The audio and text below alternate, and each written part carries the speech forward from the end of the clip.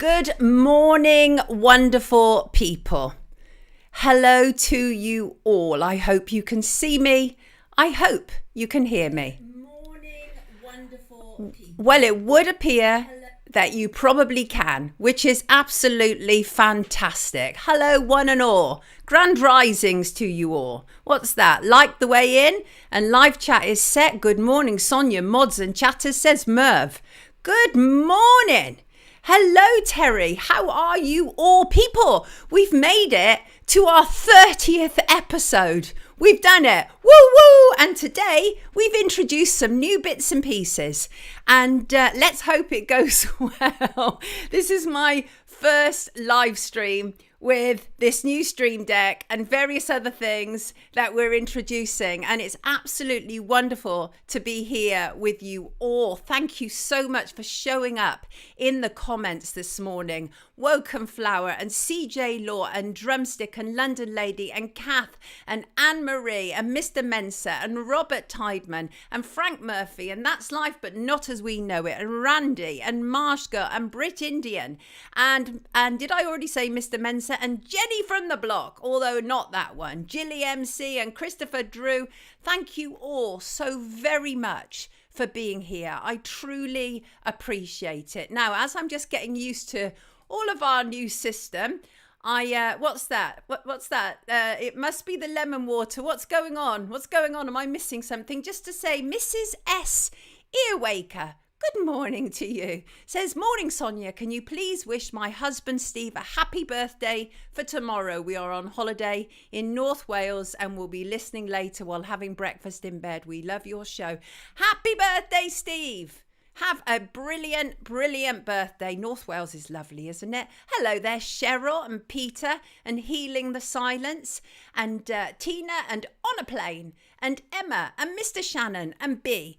So good to have you all here with us today. I greatly appreciate it, I do. And just to say happy birthday from Wednesday to dear Craig Campbell, who's part of the Only Cans podcast. It was his birthday.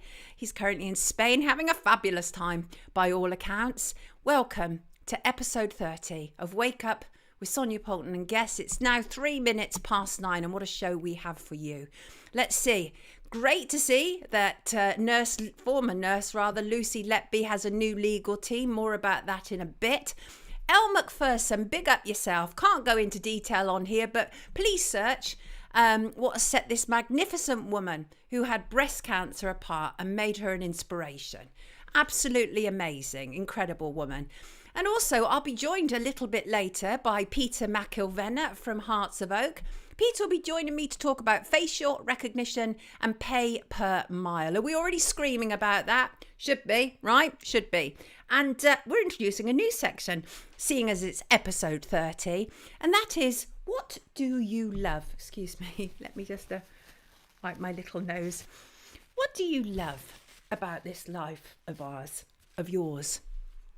Because the thing about news, obviously, it gets us to focus so intently on negative things, doesn't it? But the point about Wake Up is we're not just interested in news or negativity. We also want to shine a light on positivity and optimism, because we think that's important as well. And so we're introducing a new section. It's What Do You Love? And I'm absolutely delighted to be joined this morning by actor James Dreyfus, who will be telling us exactly what or who he loves, which will be fantastic. There's also, of course, this groundbreaking report to do with Grenfell Tower that we will also be looking at, and numerous other stories, frankly, numerous other stories. And just to say hello to Stuart. Thank you so much to Stuart. He donated this week and I really appreciate that, and his message really touched me. Hi Sonia, found your show on YouTube recently and now never miss it. Thank you for highlighting and fighting injustice. Thank you, Stuart, really appreciate that very, very much.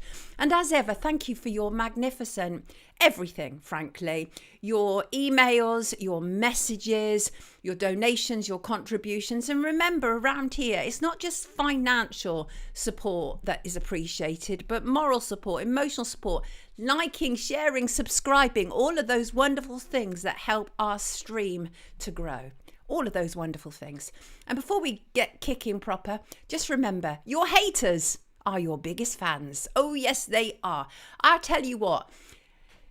Every chance that your family, your loved ones don't know as much about you as your haters. They make sure they know everything about you. So really the truth is they are your biggest fans. And especially when it comes to things like this, because they help improve the algorithm. Yes, they do. London Lady's birthday as well tomorrow. Good morning, London Lady. Happy birthday to you, Poppet. Happy birthday. Ooh. And B wants, can I have a happy birthday for 2 days' time? I'll be in a hotel near Swindon with a swimming pool. Very excited. Happy birthday, B. What's this, Pauline? Paper mile suits us disabled and the elders who only drive to local places but still have to pay full tax. Healing the Silence says, haters bring you ratings. Oh, yes, they do. And good morning to my beautiful mods. Beautiful mods, Zoe and Shin. Thank you, that's life. Absolutely appreciate that. Happy 30th, we're here. Guess what, people? I've programmed in images. We're going to try images today. This is exciting. What if your family are your haters, RC? And I don't really know what to say about that. I have no idea what to say about that. And Peter's birthday is on Monday. Let's remember to give him a big happy birthday on Monday. How are you all? Where are you talking? Where are you commenting from? Pretty miserable weather here, southwest, Greater London. Right, should we crack on with the news? Let's crack on with the news. Let me see. So let's start with the Grenfell Tower Inquiry. So Grenfell Tower, the inquiry report, it was first of all given to the families of the bereaved, of the victims, on Tuesday, and then it was made public on Wednesday. It has named and shamed companies which it said were responsible for the 2017 fire, which claimed the lives of 72 people. This report is the final phase of a 7-year public inquiry into the fire at the West London high-rise, and it concludes that incompetence, dishonesty, greed and so much more led to, and this is the key word, avoidable deaths. The inquiry chair, Martin Moore-Bick, concluded that every one of those 72 deaths were avoidable. He added that warning signs about materials being used in buildings were emerging as early as 1991. So you know what we're going to do this morning? We're going to start off by naming every single organisation that is responsible for what happened at Grenfell. So let's start. Arconic. Arconic manufactured and sold rain screen panels used in the external wall of Grenfell Tower. Kingspan made the insulation used on about 5% of the building behind the Arconic panels. Celotex made most of the insulation used on the building behind the panels. Sir Martin talked about major accountability. As I say, he concluded that the tragedy was all avoidable, and that major accountability rested with cladding firms who he labelled dishonest. He labelled this as being systematic failures by the government, incompetence by contractors tasked with the refurbishment of Grenfell Tower. In his introductory remarks to the report's findings, Sir Martin warned not all of them bear the same degree of responsibility for the eventual disaster, but nonetheless they all contributed to it. And the problem about this inquiry is he cannot make criminal or civil findings, right? But the following, all these companies and the names will be of interest to the Metropolitan Police in their investigation, because absolutely, without a shadow of a doubt, a full criminal investigation now has to follow properly. I know that there has been one running in tandem, but now it has to go full pelt. Absolutely. So more. Royal Borough of Kensington and Chelsea owned Grenfell Tower as part of its council housing stock. It handed over management of the building to the newly created Kensington and Chelsea Tenant Management Organisation in 1996, and TMO, as they're often called, took a huge brunt of what was going wrong. They managed nearly 10,000 properties on behalf of Kensington and Chelsea. During his comments, Martin Moore-Bick said the organisation was badly run, failed to respond to criticisms of its treatment of residents. Then there was Harley Facades, a contractor responsible for installing the cladding during the refurbishment of Grenfell Tower. There was Ryden, the lead contractor of the refurbishment of Grenfell Tower. Studio E, an architectural practice. Building research establishment, a former UK government laboratory which was privatised in 1997. Then you have the British Board of Agreement. This is the certification which also failed. Literally everybody failed the people of Grenfell Tower. Then there is the local authority building control. And what's even worse is after this inquiry, ministers still admitted, Matthew Pennycock, who's now in charge of this, ministers still do not know how many buildings are wrapped in the same deadly cladding as Grenfell Tower. They do not know. 7 years on, after 72 people died. What is wrong with these people? What is wrong with these people? And yet question everything. Over 4,000 buildings still need unsafe cladding to be sorted. Imagine wrapping your house in Kingspan. It's horrendous what has been allowed to happen. Absolutely horrendous of what has been allowed to happen. Yes, Shug, they are professional liars and losers. And actually, I would go so far as to say potentially murderers. Obviously, that's for the criminal investigation to find out, but absolutely shocking news. Yes, Anne-Marie, they actually admitted on I think it was Wednesday evening, they don't actually know the full figure.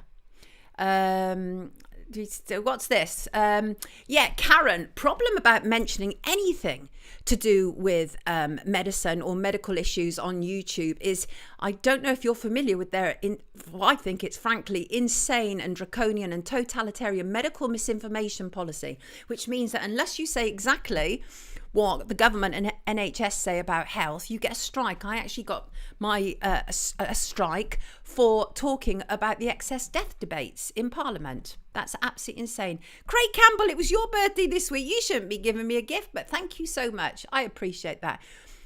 Hell do. I don't know. Will we ever see real justice for Grenfell? I mean, how can we? 72 people died and they didn't need to. And so I made a film about it, and which I talked about, I think, on Monday, and it is available online. And honestly, like, I take no great pride in the fact that almost everything that I said in that film just 1 year after Grenfell has now been validated by the inquiry. We knew. People who cared enough knew what had gone on. People knew that the people who were running Grenfell didn't give a flying about the people within it. They didn't. They simply didn't. Rest in peace, all the victims of Grenfell Tower. Blind hip shaker, grand rising, I am in a new life. I love the sound of that. You know, it's an interesting week, isn't it? Because there was that new moon in Virgo. New moon in Virgo. I'm going to talk about that at the end of the show. But clean sweep. Time to have a clean sweep. Sail Away said, Kingspan is used internally in modern houses as an accident waiting to happen so much, my darling, so much. I want to bring you on to some better news. Actually, better news before we welcome in our first guest. This is excellent news and not a moment too soon, frankly. Lucy Letby replaces her legal team with appeals and miscarriages of justice specialists, say the headlines. This is in a bid to overturn the convictions that she has been convicted of murdering 7 babies and attempting to murder 7 more. And honestly, this is really welcome news that she's gotten rid of that team, frankly. They did her no favours, absolutely no favours whatsoever. And I've seen her new barrister in action, Mark MacDonald. I actually saw him after the first round of convictions in August last year. It was August or September, but he was on Talk TV and he was talking to Dr. David Bull, who was absolutely convinced of Lucy Letby's guilt, as indeed was his sidekick, which is Dr. Rennie, is it Hogenkamp? Both of them absolutely convinced of Lucy Letby's guilt, but Mark MacDonald wasn't, and he actually talked them through it in a very intelligent, sensible way, but they were all sensational and went along with the demonisation because they're part of kind of the Murdoch establishment, so that's what they do. That's their calling card. That's how they do it, isn't it? Murray is in Perth, Australia. That isn't Murray, is it? Lovely Murray, who I know. Is it? Joseph said, good morning, Sonia. Your show is like an all-you-can-eat breakfast and I love everything on the plate. Joseph, I love you, mate. I love you. Thank you so much. Thank you so much. I truly appreciate that. So yeah, Lucy Letby, new barrister, Mark MacDonald. He said, I knew almost from the start following this trial that there is a strong case that she is innocent. And as we have seen, frankly, there's a whole load of stuff that was presented either inaccurately to the jury or withheld or just distorted. Like, there needs to be very serious questions asked about the police investigation. And as Mark MacDonald said, the fact is juries get it wrong. And yes, so do the Court of Appeal. History teaches us that. It does indeed. Mr. MacDonald has previously been involved in a number of high-profile appeals, including that of Ben Green, another nurse jailed for life in 2006 for murdering 2 of his patients, poisoning 15 others. Green's application to appeal his convictions was denied by the Court of Appeal, and 2 further applications to the CCRC in 2013 and 2015 also refused. Mr. MacDonald has spoken at length about his fears that Letby's conviction is a miscarriage of justice, and so have many of us. It's scary. Frankly, it is scary. Talk about scary, what about this awful case in France? Dominique Pellicot, who drugged his wife and let 50 men abuse her. And he was abusing his own daughter as well. This is a monster. I mean, I can't go into too much detail because YouTube, live stream, let me just get my water. But this is a monster. Who does stuff like that? I mean, I just can't get my head around that kind of behaviour. Jan C believes that Lucy is innocent. Simon wants to know if we're all watching Candace Owens. I try not to. But every now and again she gets things right. And I know that she's hitting the mark at the moment. I did see part of her interview with the guy who claimed to have outed Brigitte Macron. That was interesting. Yeah, healing the silence. Absolute evil. I mean, it is evil, Shug Flower. It is absolutely evil. Be Happy said, morning, Sonia. Shared this morning on Facebook, havering to anti-ULEZ. I see. Thank you so much. Bee's Gut says that Lucy Letby is innocent.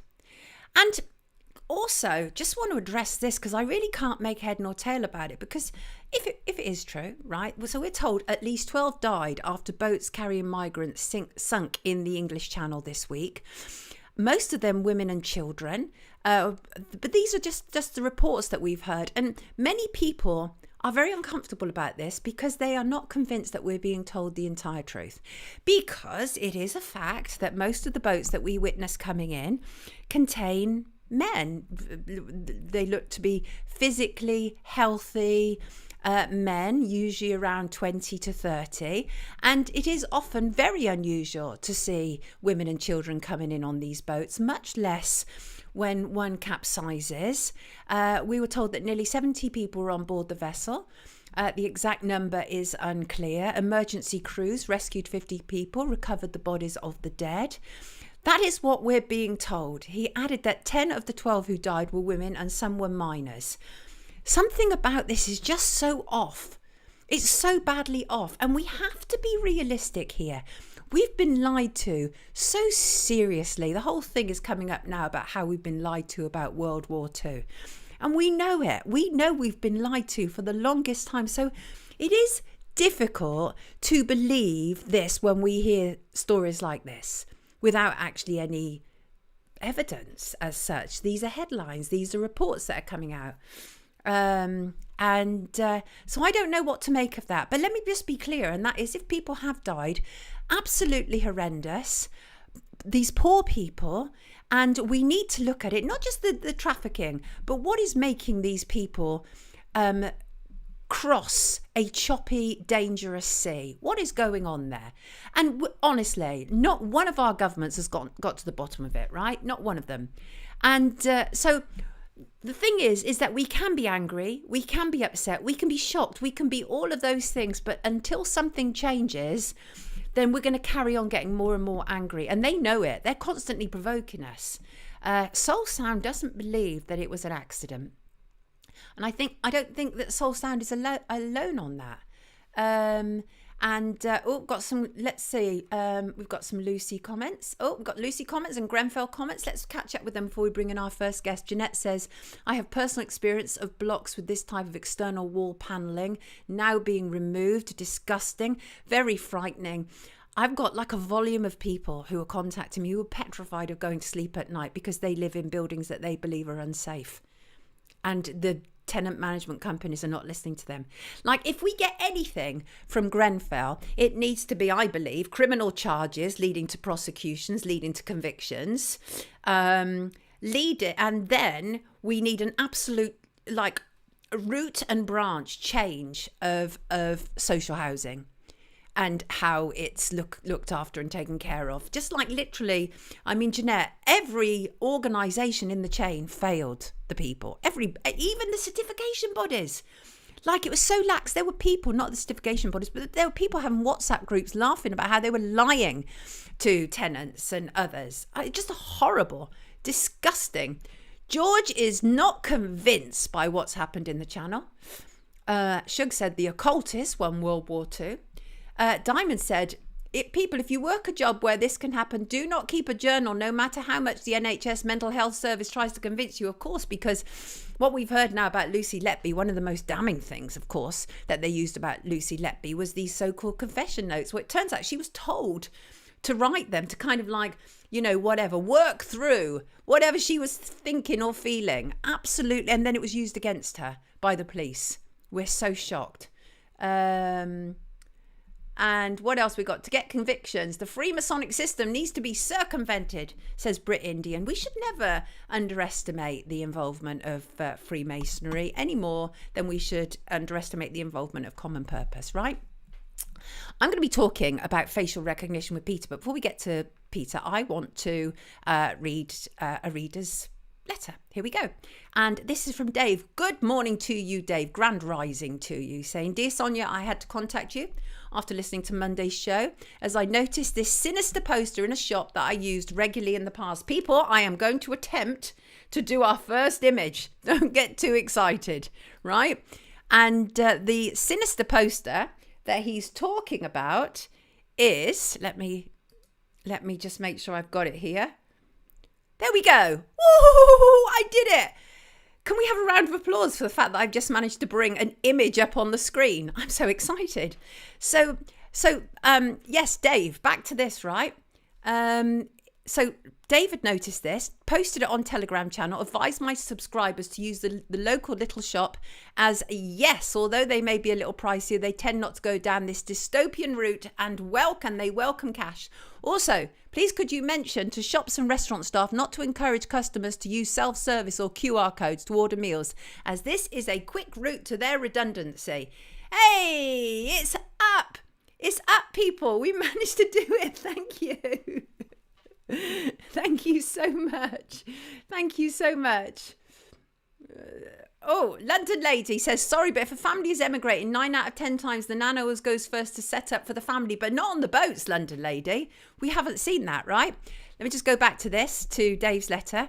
And also Dave pointed out that his son Matt, hello Matt, who's 24, is wide awake. And when Dave actually saw him the day before David sent this email, he'd been compiling research into child trafficking completely independently. Dave said I'd guided him about vaccines and other psyops, but this isn't an area I'm as familiar with. I'm thinking maybe it's because he's a father himself and this subject resonates with him. Whatever the reason is, I am so thrilled that he's doing that, Dave. Absolutely thrilled by it, right? So yes, facial recognition in operation. We did it, people. Managed to do it. I'm absolutely thrilled. Managed to bring up our first image, which is fantastic. And we're going to be talking in more detail about that. I've had a lot of emails to do with facial recognition. I'll be working through them over the following weeks because it's very serious, because facial recognition cameras are being rolled out in the UK. They are. And absolutely, without a shadow of a doubt, posing one of the greatest threats to our privacy in my lifetime. And yes, do what Crazy Bunny says. Hit the like, people. Hit the like. The person at the centre of this to do with the Metropolitan Police is a woman called Lindsay Chiswick. And She's hugely responsible for this and a big promoter of this. But as I say, I'm going to be talking about this in more detail with Peter shortly. But the thing is, the problem about facial record, there are many problems. It isn't just about infringing on our privacy. It's also they do misidentification. When they're looking for somebody, they can program it in. And for one example, one man, Sean, and I think he's pretty certain. Let's see. Sean said, instead of working to get knives off the streets like I do, they were wasting their time with technology when they knew it had made a mistake. They identified him. He's a community worker. He was stopped on the street, interrogated for almost half an hour and threatened with arrest after being falsely identified as somebody else. Right? Awful. Joseph is hitting himself instead of the like button. Do not do that, Joseph, under any circumstances. We do not advocate for that around here. Humphrey is not impressed with Silky Carlo. Silky Carlo used to go out with that guy whose video has just popped up this week, where he was being an absolute pain in the butt. Can't remember his name, but that was around the whole Occupy London time. Warm water. I'm loving that. Let's see what's going on here. Jeff buys cars on the horrendous issues with wind farms, the taxpayer, us financing at huge cost, and now the trail goes to the terrible energy cost the nation pays. Mr. Mensa always goes to Tills. Mr. Mensa, I am increasingly going to Tills these days. The more CCTV, etc. we have, the less police on the street, said Katie. And honestly, I mean, I'm not a defund the police kind of person, but and I really long for the days when I actually see police walking the beat. I mean, that is what I long for. That would be nice to have that again. Let me just check. Oh, let me see. Anything just happen there? I'm experimenting here, people. Wait, let me just try that. There you go. You've got me back again. Yes, Crazy Bunny wants to know why there are only 130 likes when there are apparently 535 watching. Come on, peeps, smash the like button. I'm going to let in Peter and let me see if I can do what hopefully I think I can do by bringing in Peter. Let's give it a shot, people, right? Let's give it a shot. Our first guest on our new system, and hopefully we will be able to bring him in. Asked to start video any moment now. Hi, Shanti. And who else have we got? Drumstick, did I see you say you were taking the day off because it was a heat wave? Are you sure now, my friend? Are we sure about this? For real? A heat wave? And there he is. Good morning, Peter Mcilvenna. Good morning, Sonia. I don't know what happened to my camera there. Apologies. Oh, no need. We've got a new system around here. It's episode 30. We've got to episode 30, and I promised everybody we'd have a new system, and we've finally been able to introduce images this morning. So you are part of an experiment in many respects, Peter, on our new system. It's lovely to have you with us from Hearts of Oak, of course. And Peter is, well, he's many things. He's a campaigner. He's a commentator. And it is really good to have him with us. And Peter, let's crack on, because I've already told people what we're going to be discussing, and they're already in the comments going, well, this and that and this and that. So let's get moving with it. So let's start with this whole idea of pay per mile car tax, which could be introduced from October. And we have even car charities saying that this is a good thing. Tell us, what are your thoughts about this? I can give some more back details. It could cost motorists and road users and drivers a whopping £190 each, according to early projections. But Peter, isn't this what we pay road tax for? Well, this is what we pay lot of taxes for. And as usual in the UK, it's not double, triple, it's often quadruple tax. Of course, we have paid the tax on our earnings, and then you buy a car, you pay your VAT. Then, of course, you pay VAT on fuel. I mean, I don't think that we realise how much we are being shafted by the government financially, because you have to use your car. Many parts of the country don't have public transport, even when you're in a city with public Peter, transport. I'm going to stop you. Expensive. Peter, I'm so sorry. I'm going to stop you 2 seconds. A couple of people in the comments saying, can you turn up your volume a little bit? You sound perfect to me, but they're saying, how's that, people? How's that? Can you hear him now? Give him a couple of seconds for it to register. Can't hear him. Can't hear guests very well. That's weird. I can hear him completely. I will speak closely into the mic, Sonia, as if I'm just right beside you. That's very weird. No, that I don't think that's to do with you. Let me have a look at what is going on with my system here. Right? Let's go to that and let's go to that and that. Okay. How does that work? How does that work, people? No, really distant. So no higher. Nope, can't hear him. That's No. that. Oh, I tell you what, people are saying. Can you take off your headphones? Try it without your headphones. I can. I can take them out. Let me take my headphones out.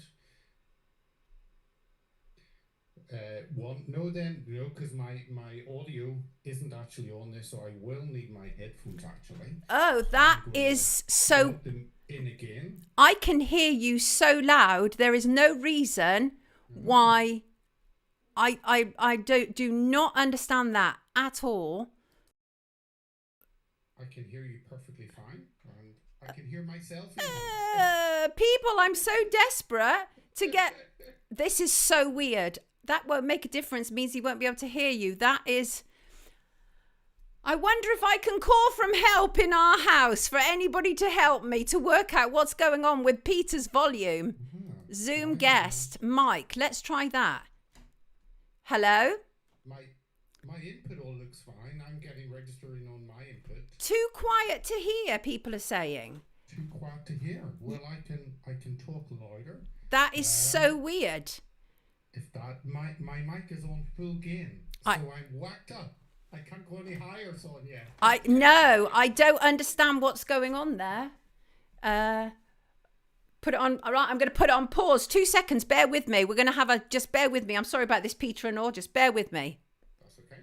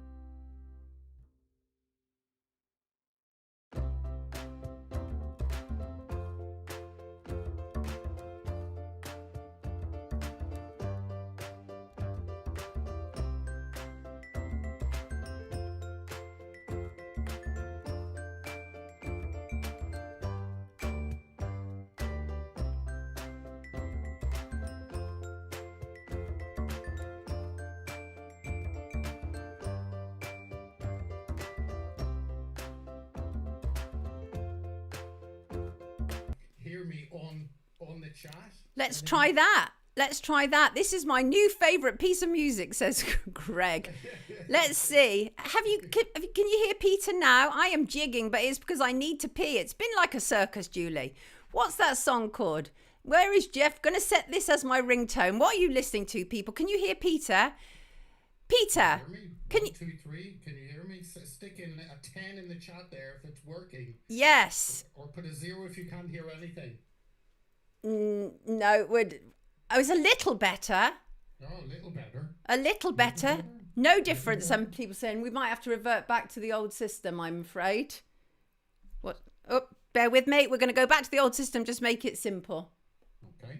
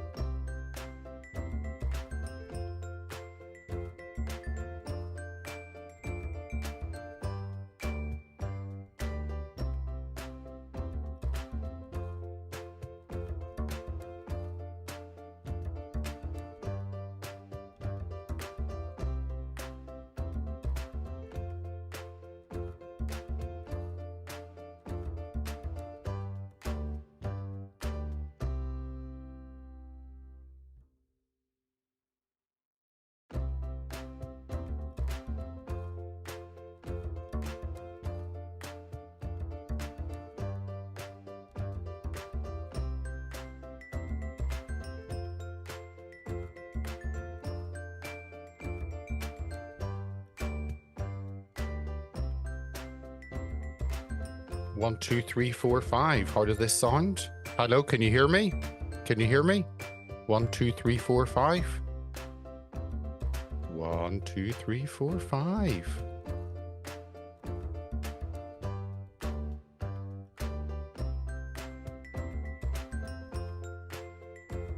You can have me back another time. You can jump on with the show again, Sonia, and you can have me.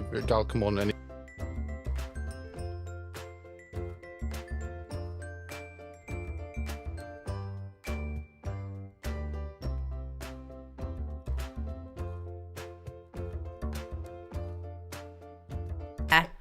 We got there. I am so sorry, everybody. Sonia, I am so very, very sorry. I'm so sorry to Peter. It has been absolutely mad. Perfect, but no picture, they're saying now. Can you hear now? We can hear, but not Sonia. We can hear you, but not Sonia. What? No. We hear you, Peter. No, I can hear him now. Don't leave. Can you hear me? You can't hear me. Okay. I can hear you, Sonia. This is nuts.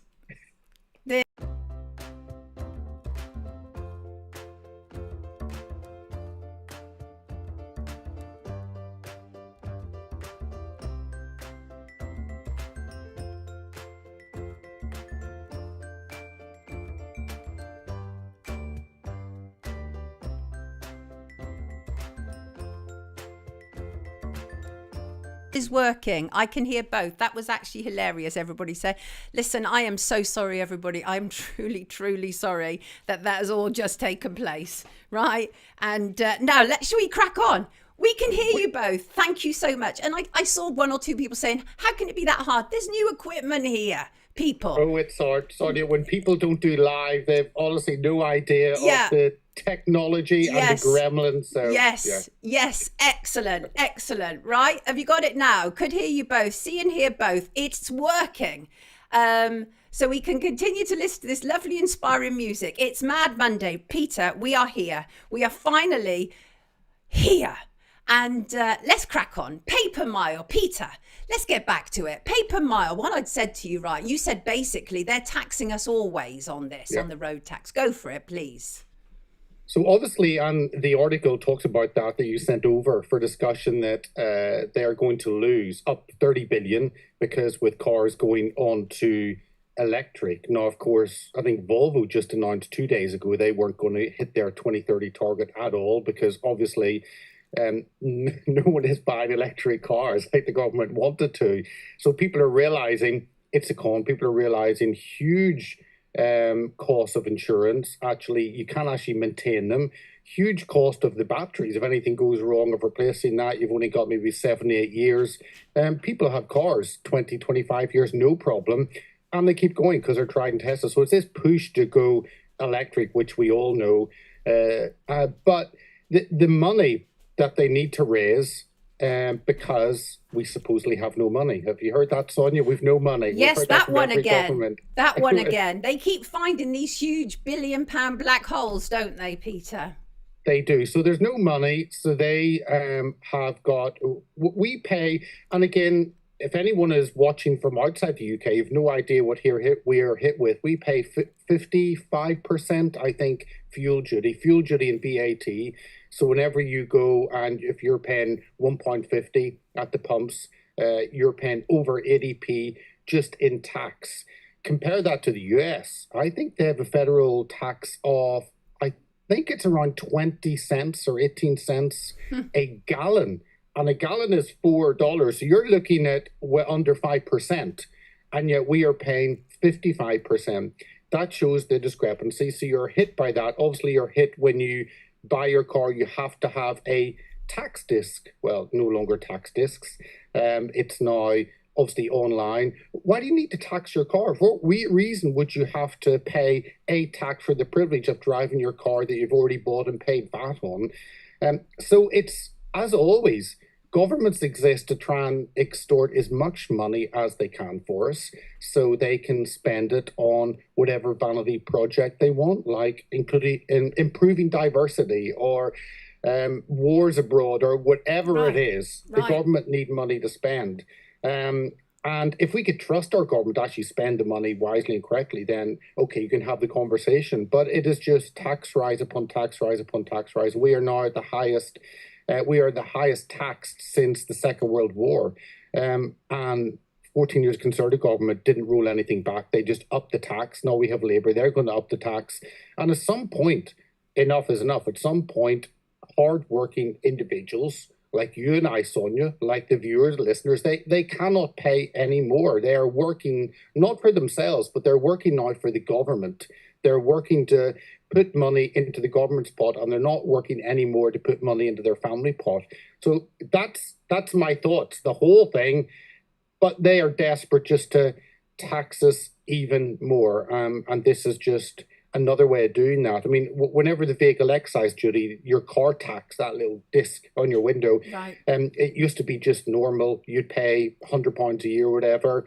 Then they linked it obviously to emissions. So if your car has extra emissions, and that's why that's going to reduce down to zero whenever, if we're all forced to use electric vehicles, forget about the emissions for producing the electricity. So they have to find ways of actually just getting more money from us. And this is another way. But it's about more than money, isn't it? And so the thing is that what we're told, right, is that by 2035, there will be a ban on sales of new petrol and diesel cars. And so what they originally told us, absolute bait and switch, Peter. They told us, of course, that zero emission cars, you're not going to be paying vehicle tax. It's going to be so much cheaper. But they're going to be introducing from 2025 vehicle tax on zero emission cars. So all of it is bait and switch. So on the one hand, of course, it is about them making more money, but it is also about putting people off of driving, isn't it? And that plays into the wider agenda, doesn't it? It is. It pushes in the 50-minute cities, absolutely. Whenever this, before, if you've obviously got to cost how far you travel in terms of the fuel duty on petrol or diesel, but actually the flat fee of road tax for a car once a year, that's very different. But of course, this, they want to travel. And then, of course, it'll be per mile, and that means you need to be tracked and followed, because how do they decide what it is per mile? Are they going to put toll booths like they have in the States and many parts of Europe? That's an expensive way. I can imagine it'll be a satellite system that we get our little chip and then that's tracked. That would be the simplest way, the most sensible way, if you're thinking as they are.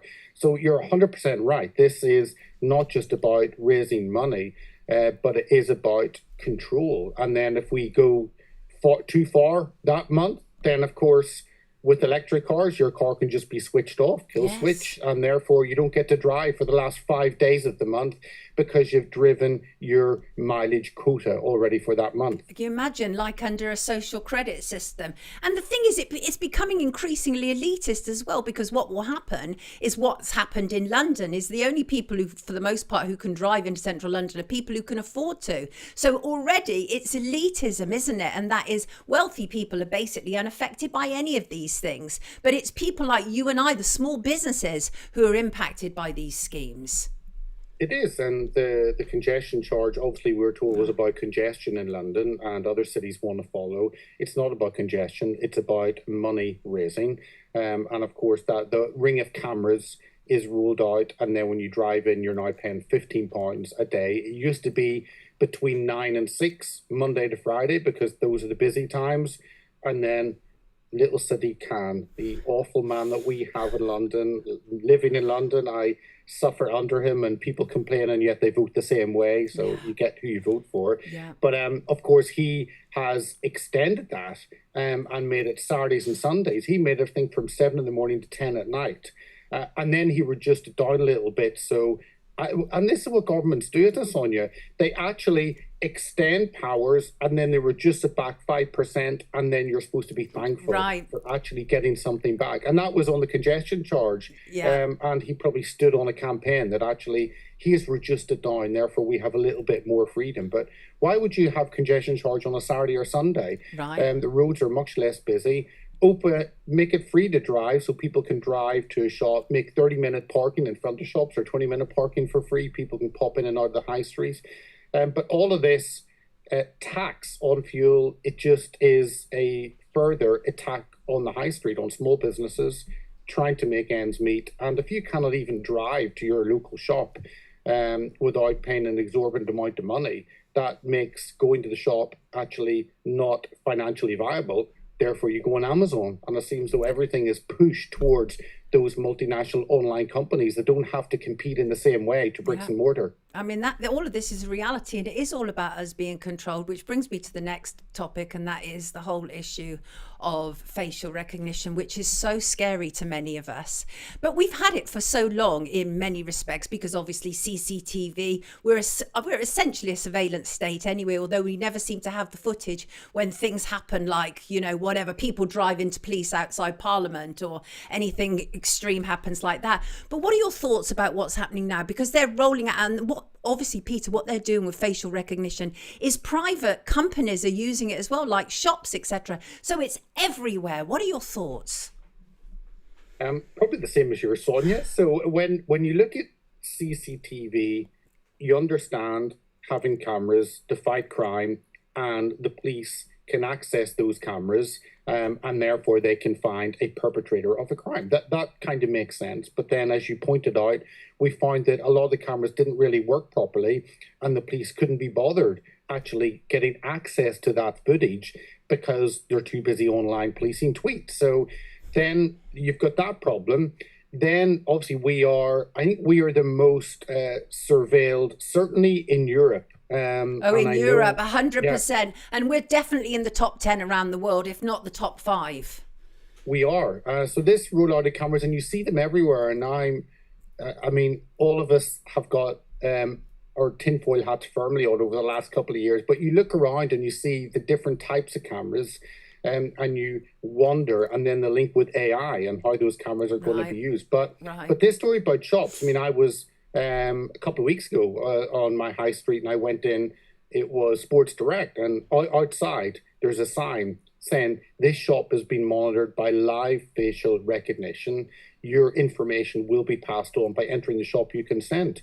I mean, out of 1,000 people, maybe 2 people would have noticed that sign. I noticed it because, kind of, Sonia, that's kind of what we do. We notice these things. Right. You then post it. But who is recording that information? 2, where is it being held? And 3, it's then you're told that's used against a database.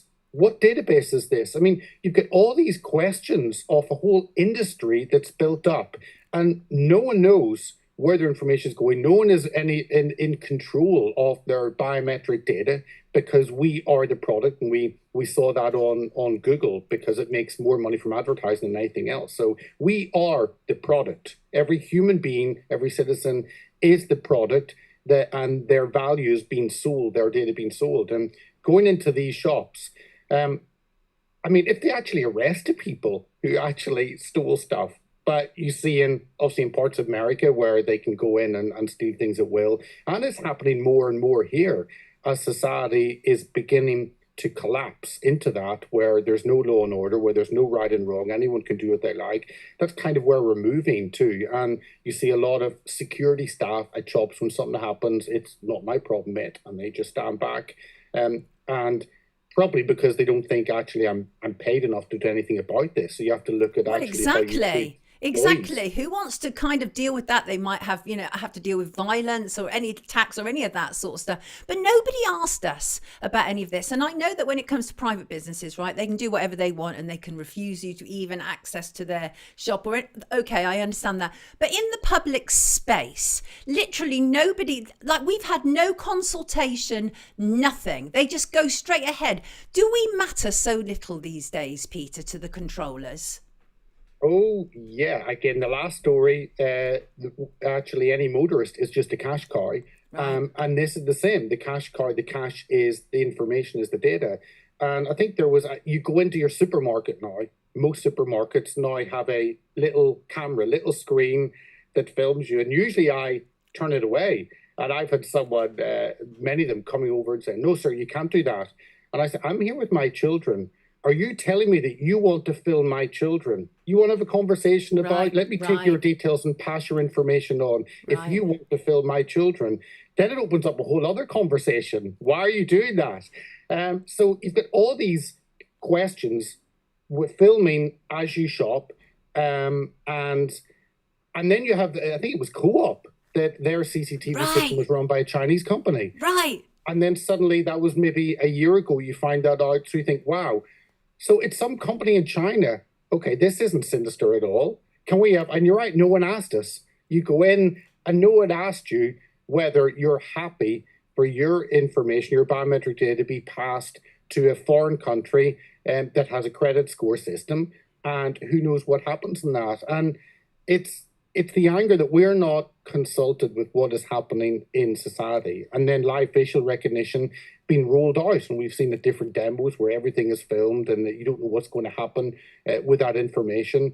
And it's that fear that actually if you step out of line, we will find you and we will come for you. Right. And we've seen that, dragging 12-year-olds out of their bed at dawn, for goodness sake. We've seen all that. I mean, Peter, that's a whole other conversation that you and I can have, because I know that you've been observing this, you've been watching it, you've been commenting on it, but it all pretty much plays into the same thing, and that is the state has become all powerful. And what is quite shocking is how very quickly prosecutor Sir Keir Rodney Starmer has put everything into place. He was the man for the job, wasn't he?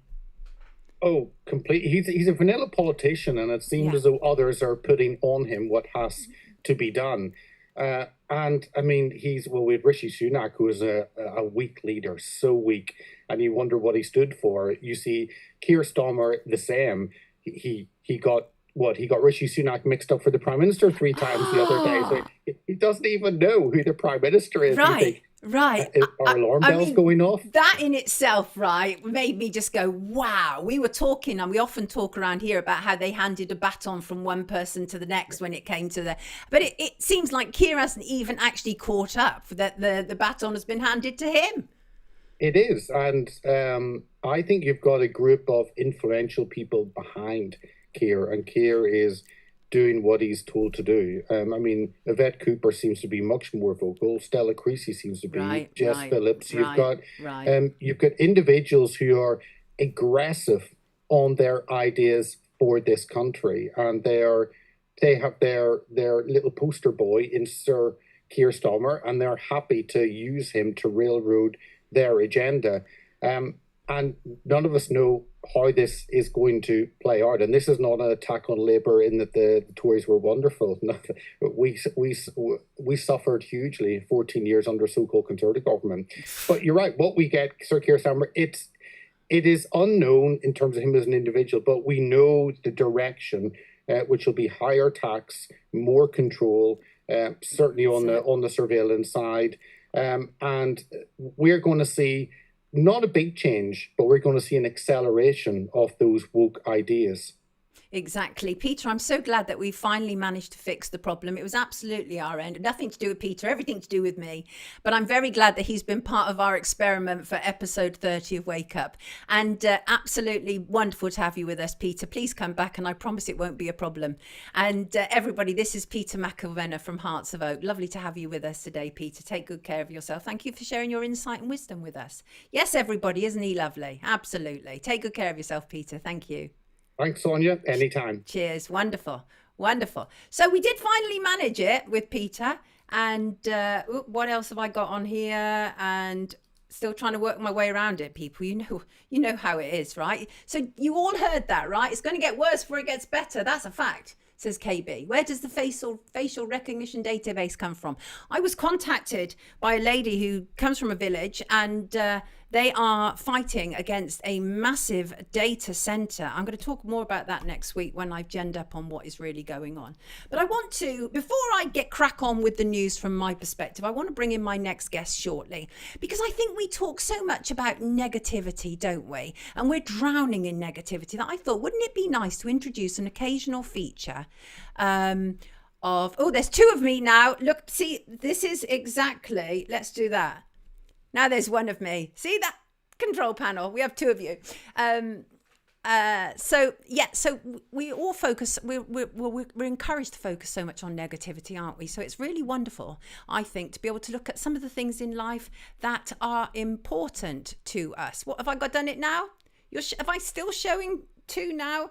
Shouldn't now, right? Sheila Poulton says, London lady, this is fun, isn't it? You're literally, see, this is the thing about Wake Up, of course, is that as I grow, you grow. You literally see my growing pains, right? Anyway, so I've invited along the wonderful James Dreyfus, who's going to join us any moment, and to talk about what he loves, because I really think it's so important for us to be able to also look at all the good things in life. Because honestly, isn't our focus constantly on outrage and being angry and being upset? I'm okay now, am I, Nick? Thank you so much for organising Peter to come on today. Let me see if I can make this work, people. Wouldn't that be wonderful if I could continue to make this work? Let's see if we can get... So let's start off. Let's see if we've got James's volume correct. First of all, there he is. Hello. Good morning, James Dreyfus. Now, how are you? Well, absolutely glorious to see you. We've got a completely new production system around here this morning. So you are part of our new experiment, episode 30 of Wake Up. And can everybody hear James? Can everybody hear James right now, people? Hello, hello, hello. Hey, James, I think so. Used to play, but recently I've watched interviews of him and think he's a great bloke, says Greg. Well, that's good to hear. Well, now... Is this live? Is this what? Live? Oh, yes, darling, it's absolutely live. And we have thousands of comments. And so when the experiment was happening, it was going wrong. Everything was live as it was happening. That's kind of like the way I like to lead my life, by the seat of my pants. Marvellous. I'm exactly the same way. Well, I'm so pleased to have you with us. You are, of course, you're an actor of stage and screen. Just some of your credits. Absolutely fabulous. Thin Blue Line, Notting Hill, Gimme, Gimme, Gimme, The Producers. Most recently in House of the Dragon. In recent years, you've become something of an outspoken campaigner for women, girls and gay rights following the whole gender onslaught. But you are not here to talk about any of those things. Oh no, something different. Another side of you that I have observed, and it is absolutely apparent that one of the big loves of your life is your dog. Your beautiful dog, Hobbes. Well, God, where to start with my dog Hobbes? Yes, I mean, he is obviously the centre of our universe, as with my last dog, Calvin. But unfortunately, we lost Calvin far too soon. He was only 7. So, and some people can't move on that quickly, but we felt such a void, and we weren't trying to replace Calvin. But we just needed a dog. So we went to this place and he was born, and we went every week for 8 weeks to watch him as he grew. And we picked the OCD crazy one. Oh, And did you? we did. Not the runt of the litter. One of my dogs was the runt, and I think we deliberately picked her because she was the so-called runt. An awful expression. No, we've looked back on all the photographs we took, and we noticed that he had about 7 brothers and sisters, and he was at the front of every single picture. So when we look back, we thought, well, no wonder. We picked the dominant one.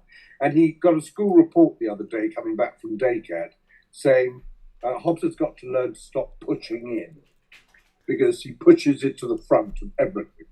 So he's been like that for 9 years now. And he's very independent, and he's very unsociable with other people.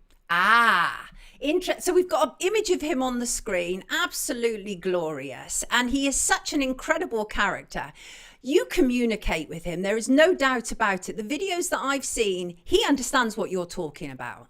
100%. I mean, 100%. I mean, he's an incredibly intelligent dog. I mean, these Parsons Russell Terriers are, well, a lot of dogs are, but he understands completely. I mean, he's now worked out a system. Every time he pees outside, we used to give him a treat. So now what he's learned, and he does this deliberately, is he'll go outside at 6 o'clock, drink a vast amount of water from his bowl, and then will eke out his peas throughout the evening. So he'll do one there, get another treat, do one there 15 minutes later, get another treat. I mean, he knows exactly what he's up to. He knows exactly what he's doing. And we have conversations all the time.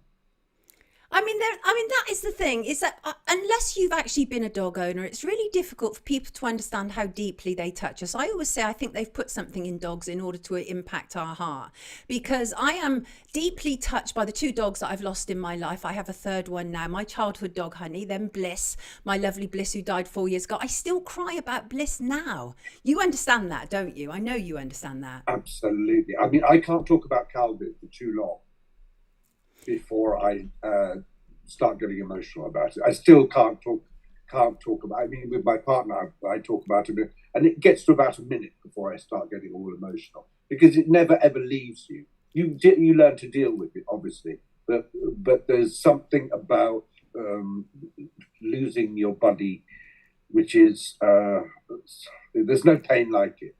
There's no pain like it, and you just live with it. I mean, it's God's cruelest trick, really, to make our best friends live only for a portion of our lives. But maybe there's a lesson for that, a lesson in that somewhere. Yeah, I do wonder about that, because obviously for the most part, we're lucky if they even get to 14 or 15, right? Which seems incredibly cruel, because me, certainly Bliss, as one example, she was my soulmate. I'm in no doubt whatsoever that dog was my soulmate. She understood so much about me.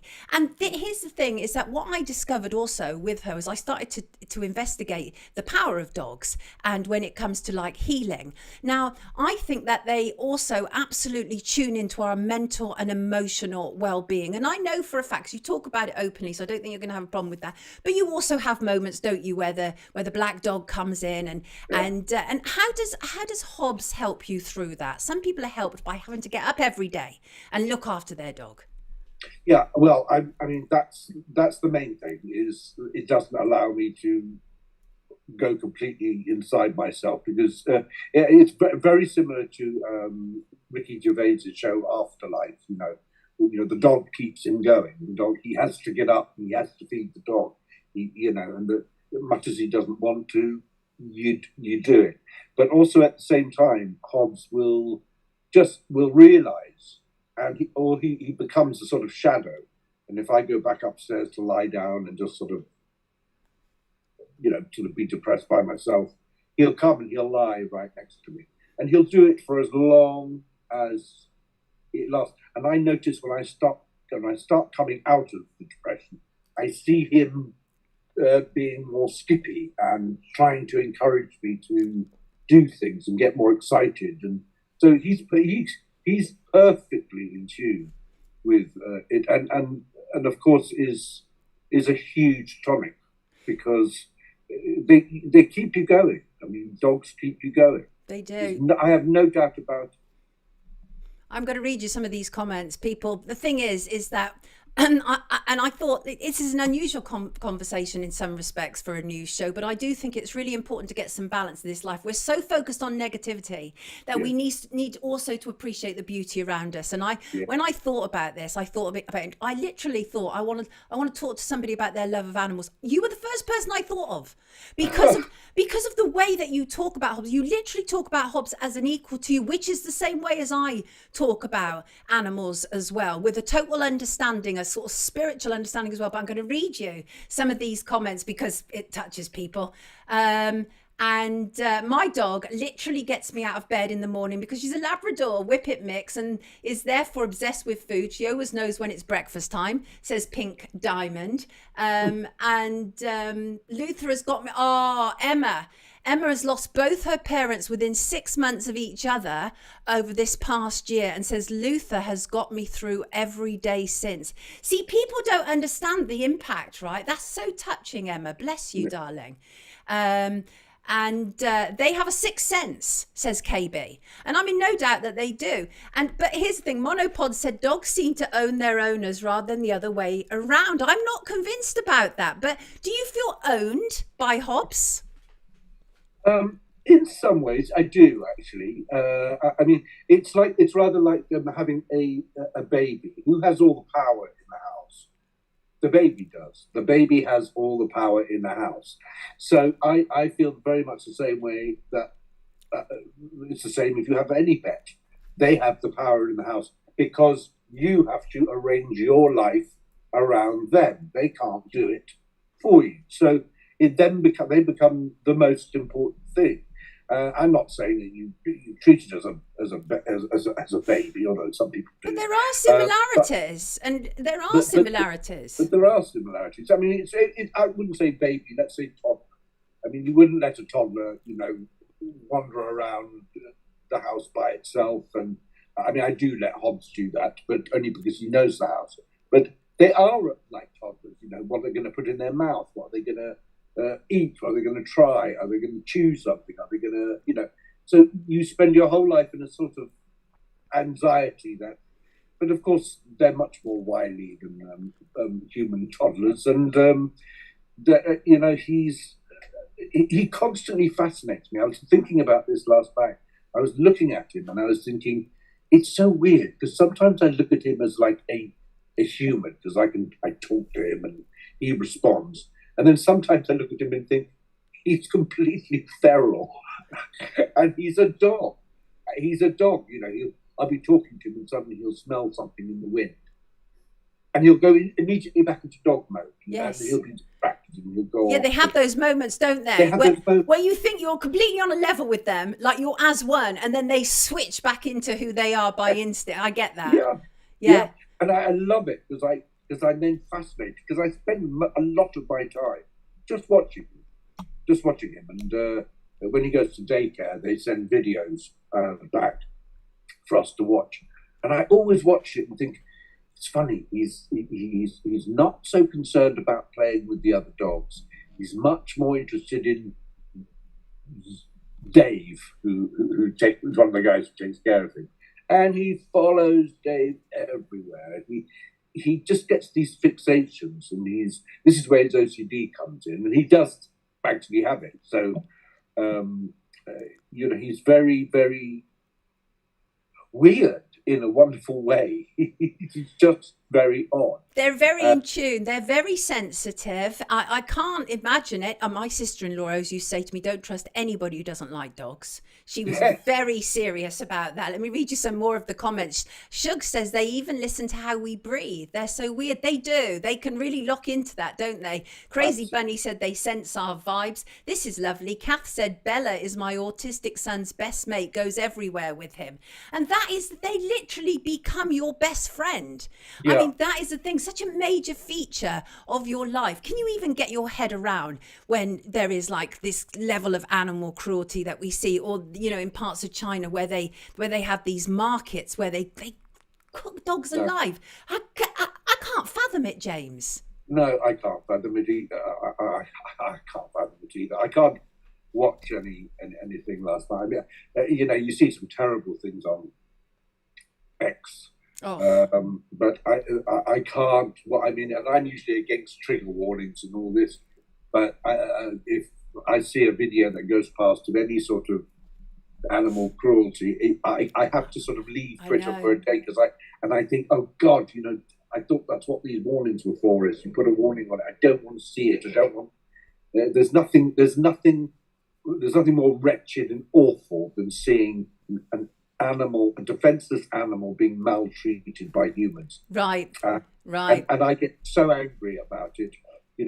I could go into sort of bring back the death penalty. I've seen you, but the thing is, you're also a soft soul. You came across a strange dog the other week, right? And then you were concerned about where it had gone. You saw the owner without the dog, and then there's something else happened. And I think, have you found is it the same dog that you're trying to raise funds for because it needs some care and they can't afford it, right? Yeah, it's Toby. You're talking about Toby. Yes. Toby, who was rescued from Romania and was hit by a car and left by the side of the road. And they had to amputate his front leg.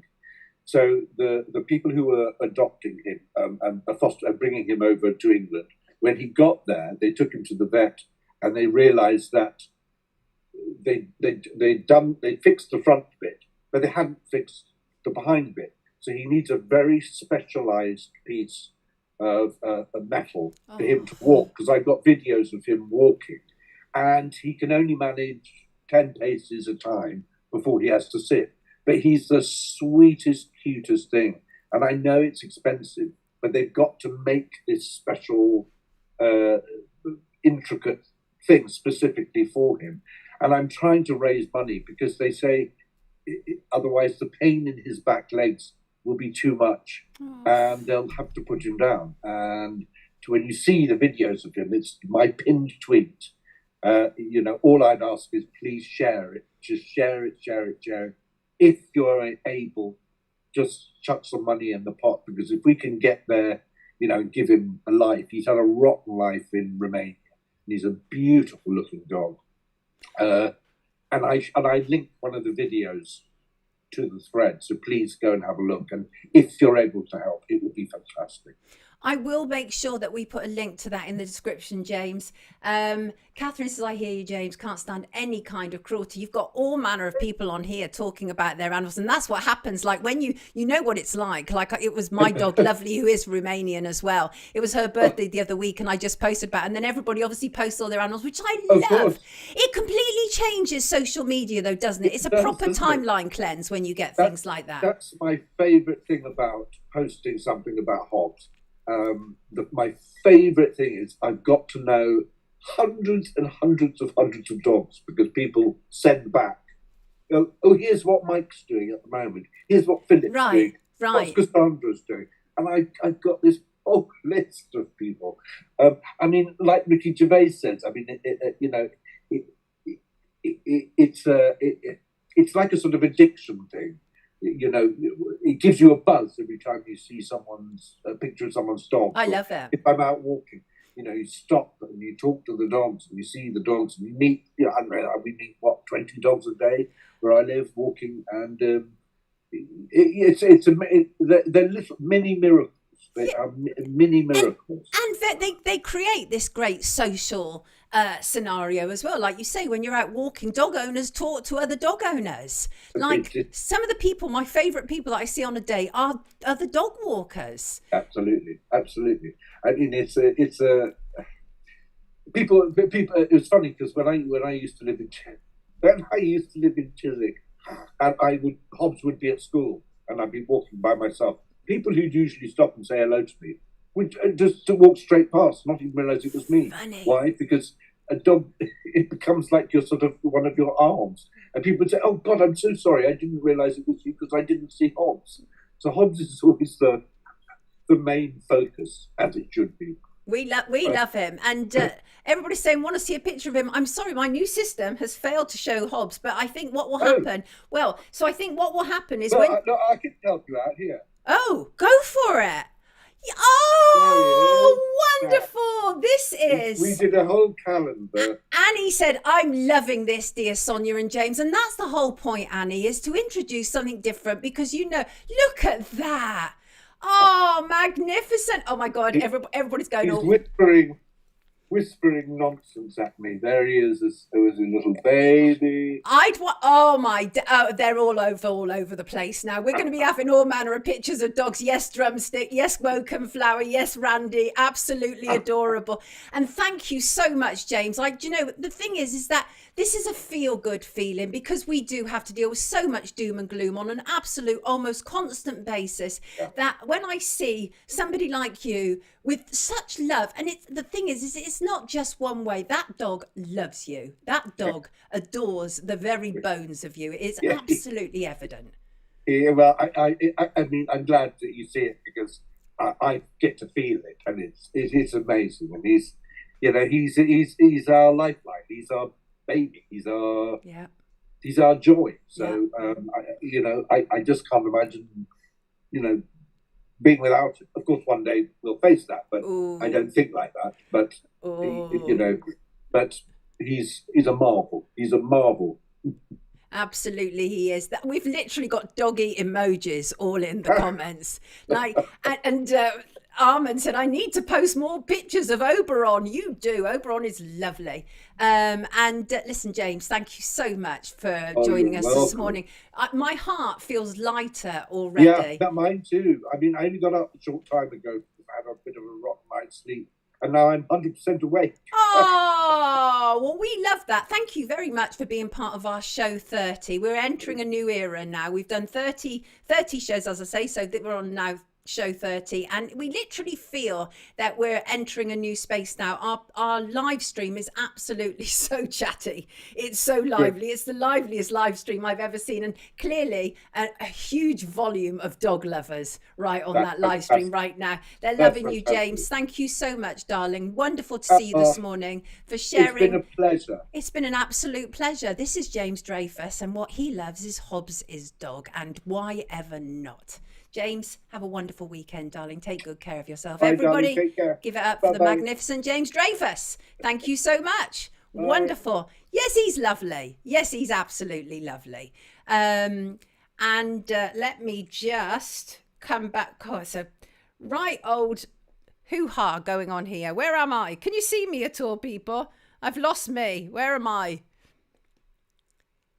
Oh, so now it's actually showing the image of him. Can you see that now? Finally. Finally. Just unfortunate. I know, I'm not happy about the dog chipping thing. They had to chip my dog before they brought him from Romania, and it's kind of just one of those things. Love me, love my dog, Cat Stevens, says King. Almost 400 not hitting the like button, says Jeanette. She's not impressed. And neither am I. Pull yourself together, people. Like. So let's see if I can hopefully sort out. Oh, we're having a right old one, aren't we? Now, I want to. Oh, let me talk about another James, actually. This is James, one of our viewers. And James poses some very interesting questions. Do we really have 8 billion people on our planet? Some people, including our lovely viewer James, is not sure if we've been told the truth about that. Gosh, can you imagine the controllers not telling us the truth? I will get there, crazy bunny. I will. Sonia, you sound best now. A bit echoey before now. Perfect, says Annie. Okay. Took ages to get my dog's chip changed over. They don't make it easy. Shug, what do you mean changed over? They can track you via your dog. I always said once they chip the dogs, it's only a matter of time before they chip the humans. Please have an animal feature every live. It really lightens the mood and lifts the spirit. Need that with all the negativity going on. So the thing is that just go back to this 8 billion. So let me read you what James said. Hello, Sonia. My favourite lady on the planet. James, I already love you. I already love you. Hope you've been well since the last time we spoke. I heard you discussing the lack of housing for people in this country, and I think it all ties into the utter BS we are told about the size of the population we have on this planet. It is quite absurd to believe that there are now 8 billion people on this planet, and the powers that be gain a great deal from people believing these lies. I have attached a 4-minute video, which I watched, James, that perfectly illustrates just how ludicrous it is to believe there are 8 billion of us on this planet, and it only takes just a little bit of self-research to have your eyes open to see the truth. They chip horses, dogs and cats. What a lovely puppy. What are we talking about now? Oh, anyway, so do we believe that there truly are 8 billion people on this planet? Because there's many reasons, isn't there, to believe that they would overinflate that number, because then that gives them what they believe, some justification for a depopulation program. As James points out, as you'll see in the video, if we went by the population density of New York, and there were indeed 8 billion people in the world, then the whole of the planet could live in the space of Texas, and the rest of the world would be completely empty. Oh, how they would like that. Us all squeezed into a small area like slaves, while they get to take private jets and have the rest of the world to themselves without us peasants being around. He said, I hope the link work. Yes. Greg said, if not 8 billion, how many people are on the planet? So, well, this video is very interesting. I'm not sure if it is available online. I will check it out. What else? I have wondered about the number of humans too, says Soul Sound. I think it's worth asking. I think we have to start asking really fundamental questions all the way around, not just was World War II what we thought it was, but are there truly 8 billion people on the planet, right? And Cameron said people are stock and stock is counted. Oof. I'm not stock, Cameron. Are you stock? According to the control handlers, right? Like the Truman Show. Depop by 2025, Stanley Johnson, Club of Rome. Yeah, Stanley Johnson's a big one for all of that. But I just think it's interesting. I want to throw that out there for you. Cameron said 3 billion live in China and India alone. I just want to throw that out for you because there are reasons. There are reasons why if they lied, it would make sense. But I just wanted to see if anybody else had any response to that as well. We're chattel, says Mr. Mensa. Mr. Mensa, do you really feel like chattel? I don't feel like chattel. Do you really feel like chattel? Right, let me move on to something else. Do you know in China, by the way, because I criticise quite heavily the Western school system, and I think that is completely outdated. It was designed to stock the factories. It's really about creating a workforce. But in China, students are actually encouraged to rest and nap during the school days. There are schools in China where the desks become a kind of fold-back bed. Now, I think that is really interesting. Joanne, I'll come back to that. Actually, there is no news on Richard D. Hall yet. We're still waiting for the judgment. But on Monday, I'm going to be joined by Ian Davis. So perhaps we can ask Ian some things about Richard. So I don't know if anybody's seen that. These desks that basically convert into beds. And I think actually it's a brilliant idea because it's really gruesome, these long school days, right? So why not allow them to have naps between lessons? Yes, I've seen that. I was really impressed. Adjustable desk chairs. It's been happening for the last couple of years there. But I just thought that was really interesting, especially because I was just reading. There was this study, and I actually don't believe it, right? Shocker, I don't believe it. But it says watching TV or gaming just before bed makes no difference to children's sleep. I just don't. Who financed this study, right? And it says allowing kids to use smartphones and tablets or watch television before bed has little impact on how they sleep. However, if they watch them when they're in bed, it will have an impact on how they sleep. I love a power nap as well. And Greg, not to my knowledge, I never heard that. Yes, why are there so many exams? There's so many exams because it fulfills their silly curriculum, and what they want to do is make sure that you have an average standard of education in order, as I say, to be able to stock the workforce. Anyway, this study, right, scientists in New Zealand, they tracked the screen time of dozens of children aged 11 to 14 and found that their sleep health was unaffected. I find that impossible to believe. The idea that children are not impacted, and that includes in their sleep by what they watch before they go to bed. But if they watch it when they're in bed, it is impacted. So that is curious to me that this study is actually saying, depending on where they are when they watch it, will depend on whether their sleep is impacted or not. So, but they also discovered that once the children were in bed, more interactive screen activities like gaming and multitasking, when more than one device is used at the same time, that impaired their sleep more. So, but who allows young children, because the study was actually age 11 to 14, and what they had was they had 79 children wear a body camera on their chest from 3 hours before bed until they got into bed, and to see what kind of impact that had on them. Synchronized Soul said your bed should only be used for sleeping. I had a little bit of a wake-up call this week. I did an interview with two men about 5G, which I'll be putting out a week on Wednesday. So not Wednesday coming, but the Wednesday afterwards. Very fascinating conversation. I asked them a zillion questions, but it really made me much more insightful about the issue. And one of the things that I realized that I've been doing, which is not good, that sometimes when I'm kind of chilling out on my bed and one of my devices can be plugged in, that actually increases the problems in terms of like the radiation. And so if you've got it plugged in and you're like holding a phone, or if you've got it plugged in and you've got like an iPad balanced on your legs, don't do it. Do not do it. Protect yourself. Are you lagging far behind? What's that? Cat Sand. I have ADHD and can't nap. Count of Jermaine, I did read one study which actually said that ADHD has increased with the advent of the internet and scrolling, right? Yes, Soul Sound, any electrical device plugged in is bad. So I just thought that was curious. And I thought when you compared that, so that's, kind of a Western study saying, oh, children are absolutely fine watching whatever they want, before bedtime, as long as they don't watch it in bed. Compare that to what they're doing in China, and that is allowing these children to nap. And I know that in China, it can be much more regimented. I realise that, but I do think it is a good idea. I love power naps.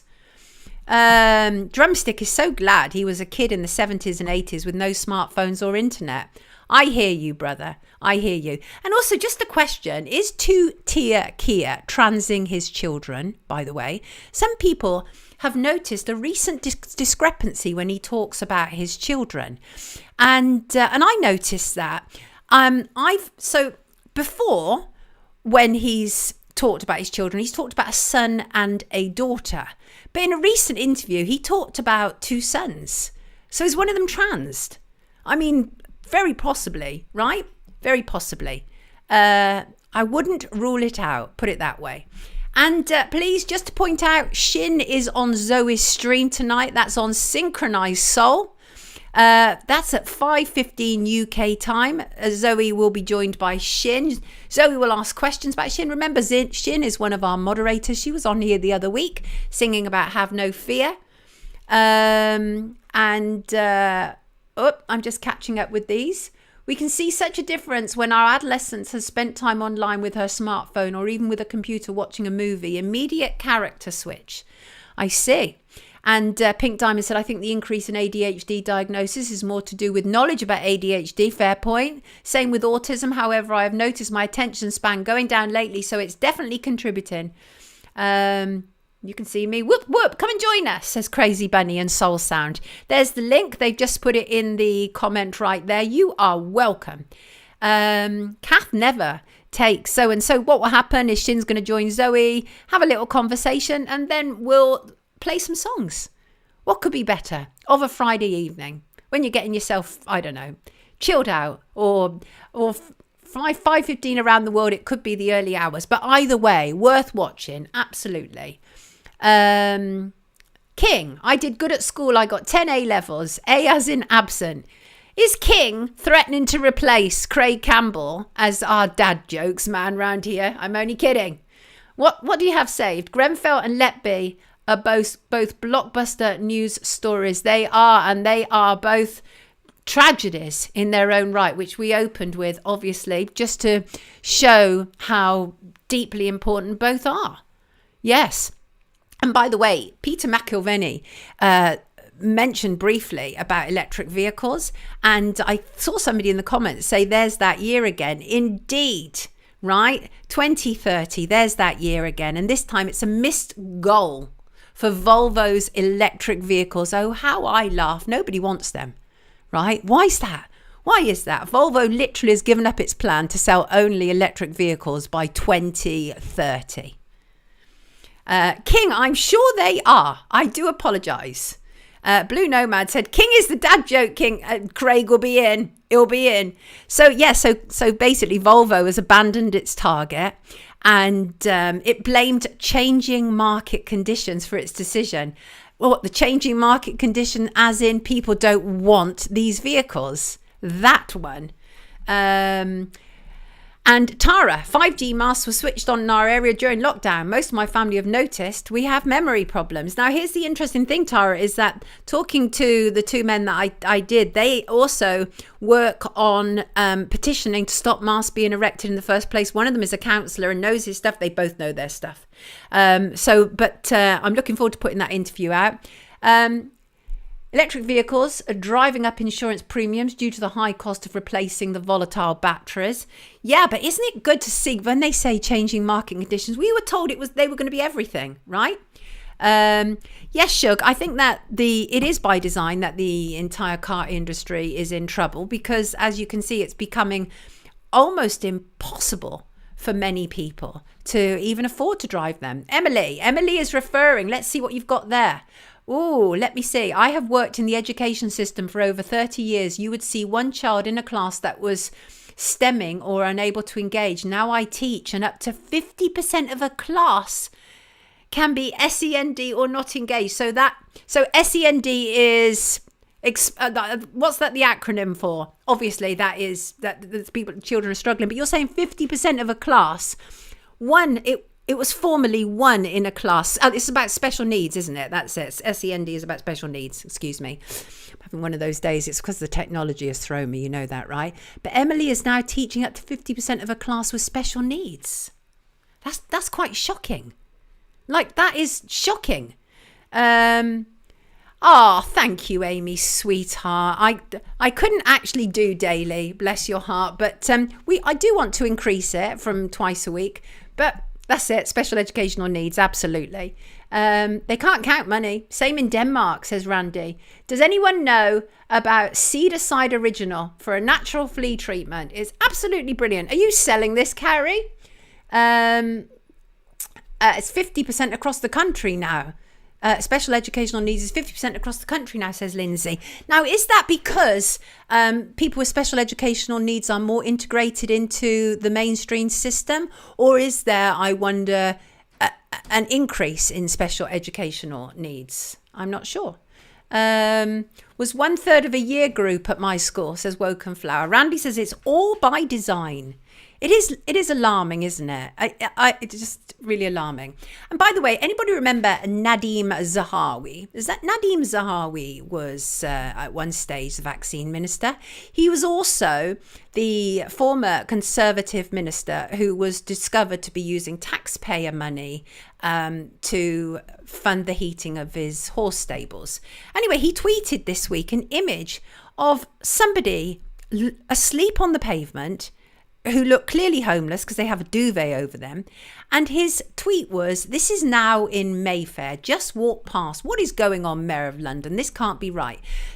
It was the absolute disdain of "this is now in Mayfair," as if Mayfair is above and beyond. Mayfair is the richest borough it's part of the richest borough in London, Westminster, along with Kensington and Chelsea. And Mayfair is an incredibly expensive area at the heart of London. And Nadim Zahawi was absolutely appalled and disgusted that homelessness had found its way to Mayfair, because presumably you should keep the flotsam and jetsam out of the area. But the point is that under his government, there was a massive increase in homelessness. And I know he did a broken heart emoji, but it hardly makes up for anything else. And his decision to share, what do you mean you can't hear? Keys can't hear. Everybody else can hear? Yes, they can. Yes. Something wrong with on your side, Keys, because everybody else can hear, I believe, hopefully. I sincerely hope so. I hope we haven't suddenly just gone funny. But his decision to share that picture, it sparked something of quite a serious backlash on social media. And many pointed out that rough sleeping had risen significantly after the Conservatives came to power in 2010. Keys, press F5, says Drumstick. You're all good. I just need confirmation of that, people, because you never can tell. It can get a bit weird. Right, I'm going to try. I want to talk about, first of all, good morning, Worthy68. Hello, Sonia. Just wondered if you've ever heard the term lavender marriage. It's quite a common thread on Twitter lately, especially Hollywood and politicians. And Worthy uses examples like Russell Brand and Katy Perry, John Legend and Chrissy Teigen, many more. Any chance of having a deep dive? Just ignore this. If not, thank you for all you do. No, Worthy, it worked absolutely perfectly because I thought it was really interesting. I'm now going to attempt to do another pop-up, by the way, people. Let's see if we get anywhere with this. Yes, I think we've got a pop-up there. We have. And the pop-up there, you should see, is Travis Kelce or Kelsey. I'm not quite sure whether there's an accent on it. And Taylor Swift. And they've been in damage limitation this week, right? The whole issue of a showmance, i.e. made for the cameras. And so what happened was... what's that? I just gave up my television. Right.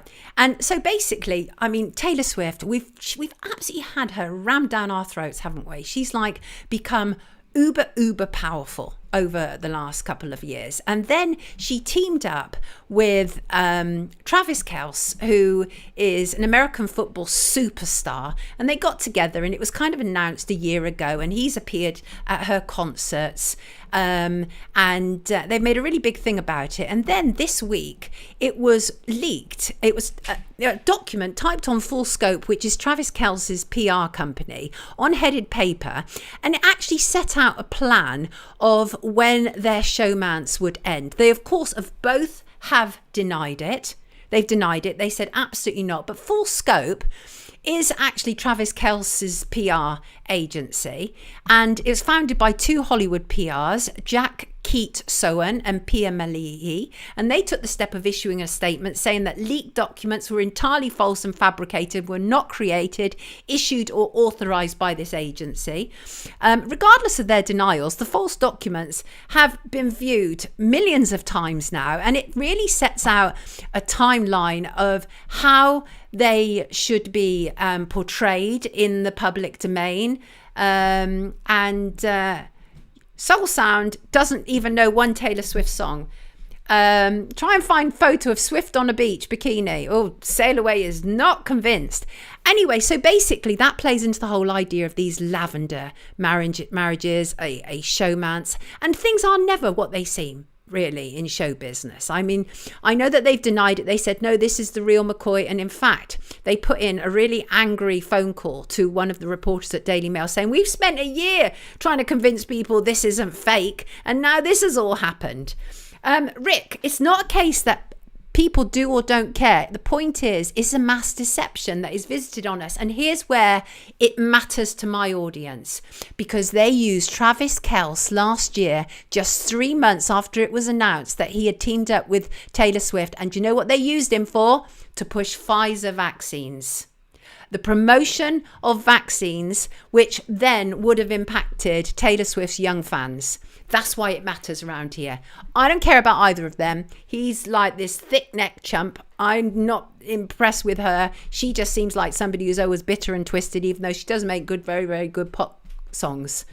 But the point is I believe that his promotion of the Pfizer vaccine would then have impacted and influenced her young fans. And that's where it matters. Yeah, that's where it matters. It is insidious. That's where it matters. Not that they've got a showmance, that they're trying to build each other up or anything else like that. Where it matters is when they slip in things like this and make it look harmless. And that is the problem. And by the way, let me bring you to my next image. Have I got it there? Can you see that image on the screen? Cardi B. Cardi B is exactly the type of artist that has been brought in to turn hip hop into a full-blown degeneracy festival. And many people absolutely loathe her. And I'm one of them, because all she does is sell sex, and in such a degenerate way. But this image is particularly horrible, and actually I've clipped it from Charlotte the Baroness from Twitter, and it's actually an image that was taken this week of Cardi B on her third pregnancy. She's on a motorbike, and I don't know if you can see from that image, actually I don't know if you can necessarily see that it's from Charlotte, but no, I've got it here. No, it's a different one I've got. But from that image, can you see in the background, in white writing, it actually says paedophile. This is a pregnant woman posing with her belly out, and in the background, she has white writing saying paedophile. Right? Yeah, they've already got 2 children, Blue Nomad. This is the 3rd one on the way, even though she's divorcing her husband. She hit back at criticism after posing in front of that graffiti. She said that the media were chasing her. They ran down a random street because paparazzi was hounding us everywhere. And she's defended it. She's upset that people are upset with her maternity photo shoot. Mate, that photo shoot is literally disgusting. Literally disgusting. Can't see that, Sonia. What you want to do, you might not be able to see it on the screen necessarily. It's the white writing. Let me just see if I can point to it. Oh no, that's not going to do it. But it's the white writing directly behind her. When have a look, get that image online and look. It says paedophile. It's disgusting. She said it was a mistake. No way was that. That's a photo shoot. They cover everything. Of course it's totally deliberate. Absolutely beyond disgusting. Yeah, Humphrey, Gary Glitterish, I hear you. It's total promotion, isn't it? And yeah, Travis Kelce is a Pfizer puppet. Yes, he is, influencing young girls now. So that was why I was interested in that. You can see it, Jeanette. Absolutely disgusting. A mistake. It's not a mistake. This will have been a photo shoot that will have been managed and handled. This was deliberate, in my opinion. It is written over the yellow graffiti. It's absolutely disgusting. Yes, the Count of Germain, it's Saint Germain. It is hidden in plain sight, right? And she even went further to say that she didn't originally notice the white graffiti in the background. And she actually criticised people for criticising her, right? King says, what infuriates me is the sheeple can't see it. Yes, Crazy Bunny. In your face, like Balenciaga, says London Lady. Yes, indeed. Indeed, absolutely. It's just disgusting, isn't it? Absolutely disgusting. It was a mistake. No.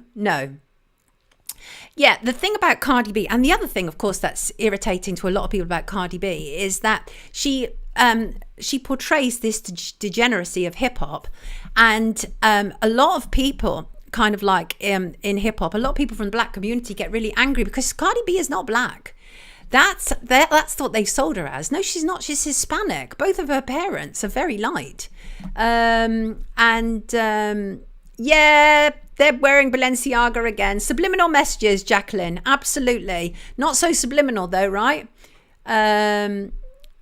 Sonia's read a ton of my comments today, says King. Yeah, you've been fortunate. Really ugly outfit as well. I still can't see it, says Annie. I can see blue around white. You'll see it, Annie.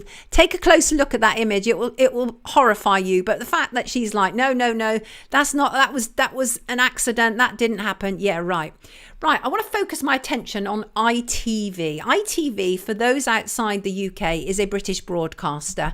And I have two very serious, lots of criticism directed towards them today. One is I see Kate Garraway, who presents Good Morning Britain, and honestly, for many people, exploited her husband. Her husband, Derek Draper, was a former Labour spin doctor during the kind of Blair period. He was very much part of New Labour. And Kate Garraway is a presenter on Good Morning Britain, and he was said to have had COVID and then long COVID. And many people questioned all of that. And he was subject to one documentary after another at the hands of his wife. And she made an emotional plea, described as an emotional plea, to viewers of Good Morning Britain on Thursday. And she said that she had been hit by such a backlash during these documentaries, but she went further and she asked fans to vote for her documentary, which charted Derek's final year of life. And she said it's got a National Television Award nomination, and please vote for me. Does that woman not stop begging? Like, does she? Yeah, Jacqueline, it's just obscene, absolutely obscene. Jasmine said they should have gotten a better actress for that role. TV is the archetyped assimilator. Good point. But the other thing I want to say about ITV, I've been listening to details of the death of Steve Diamond. Steve Diamond appeared on the Jeremy Kyle show. Now, I don't know if, again, viewers outside of the UK were familiar with the Jeremy Kyle show, but it was basically like Jerry Springer. Excuse me. And Jeremy Kyle, aka Jeremy Vile, has been put through the ringer this week, as well he should, because this guy, Steve Diamond, actually was said to have killed himself in a suspected suicide in total despair after he essentially begged to go on the Jeremy Kyle show and prove to his girlfriend that he wasn't cheating on her. Anyway, they conducted a lie detector test on him, and the imagery is now online, and I cried. Oh, Cardi B still on the screen. Thank you, people. Thank you for pointing these things out to me. I cried so much when I saw it's an aired footage of Steve Diamond being told the results of the lie detector test. It was absolutely devastating to see it. And Jeremy Kyle, the pontificating stud, shouted at him, "You're a liar, pal. Just so you're aware, you failed every single question." And then Steve's girlfriend, runs off stage. Steve follows.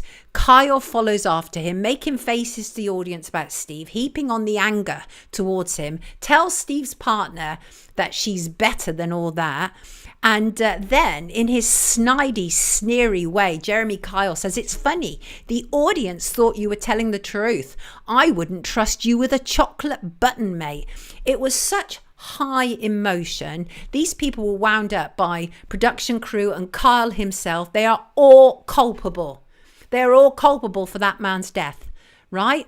And yes, Emma, that is also ITV. How have they not cancelled Love Island for suicides of presenter and contestants? Yes, good point. What is it, 3 now? Is it 3 now? 3 people, including Caroline Flack, obviously, who took her own life, right? And what happened with Jeremy Kyle was they ended the Jeremy Kyle show and he then went over to Murdoch's Talk TV.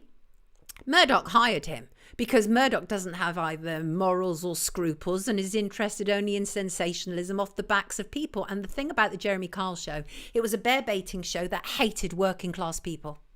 It used working class people in an absolutely abhorrent way. Abhorrent. Yes, X Factor 2, Jacqueline, you're absolutely right. ITV has some serious questions to answer.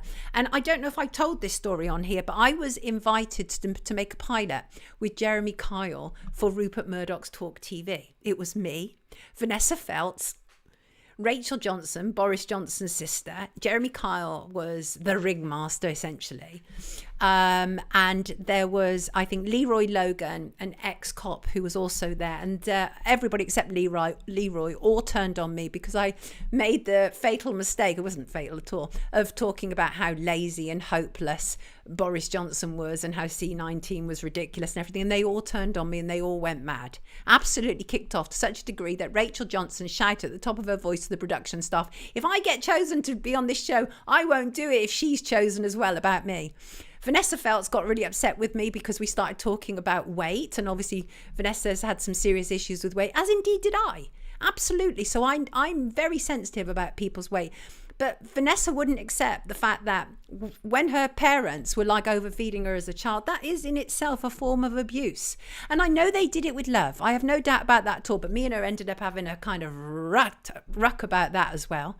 But they all turned on me and it was absolutely magnificent. Like, I disagreed with them about everything, from the Queen to the government to you name it, to, you know, surveillance, everything. And then, of course, Talk TV launched, oddly, without me. I know that might be a shock for you. But I remember leaving the building that day and Jeremy Kyle was like ensconced in a corner with his production stuff, and they didn't realise I was walking past them. They were talking about me and about how I'd like upset everybody and everything.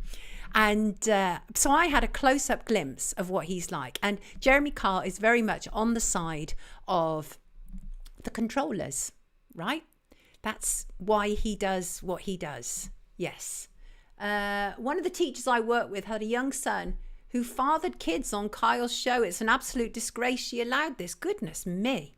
I did sleep well that night, Mels. I absolutely did. And even better, it was in the run-up to Christmas. I think this was 2022. Because obviously, of course, Talk TV now is absolutely folded. It's just they couldn't get the viewing. And they had to transfer everybody over to YouTube. But what was great was that they paid me a very significant amount of money, which enabled me to buy all my Christmas presents that year. Absolutely. Yes, but Talk TV now isn't like TV anymore, is it? Because it's now like exclusively on YouTube, isn't it? Yeah, he went to a private school. These people have, they loathe the working class. These people loathe the working class. The way it was all working class people on his show. They were demeaned. They were humiliated.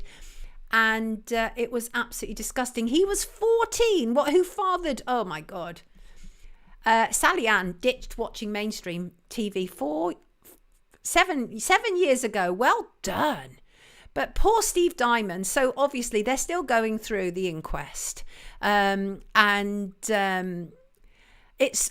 I mean, I wouldn't trust a lie detector test personally, because Jeremy Kyle was like, I stand 100% behind our lie detector, but they're 60 to 80% said to be foolproof. But that's hardly foolproof, is it? And what have we got here?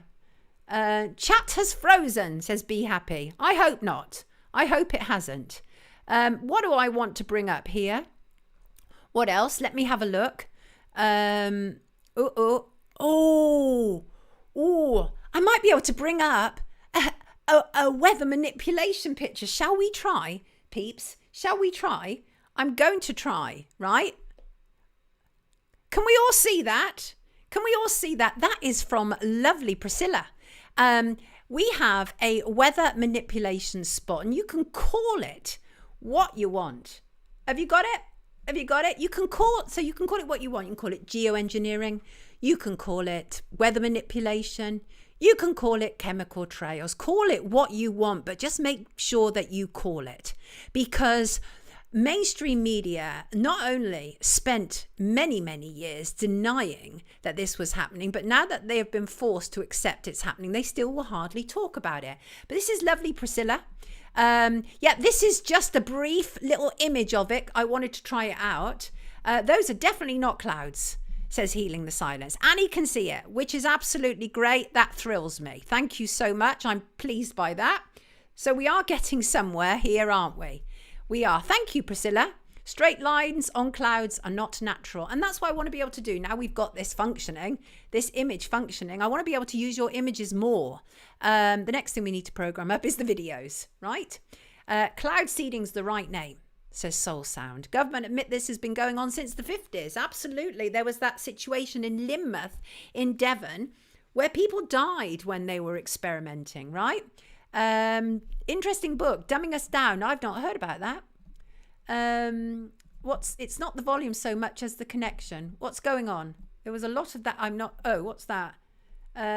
You should get the guy who runs the geoengineering watch onto the show. He's been on before. You're talking about Dane Wigington. Well, he hasn't been on this show before. He's been on one of my other shows before. I must get Dane on. You're absolutely right. He's brilliant. He's absolutely brilliant. Rainwater is greasy these days. Horrible. Operation Cumulus, says Beyond Belief. Now, I discovered, this is an interesting study, right? This is really interesting. First of all, I want you to do this experiment with me, lovely people. How are your fingers? How are your fingers? How flexible are your fingers?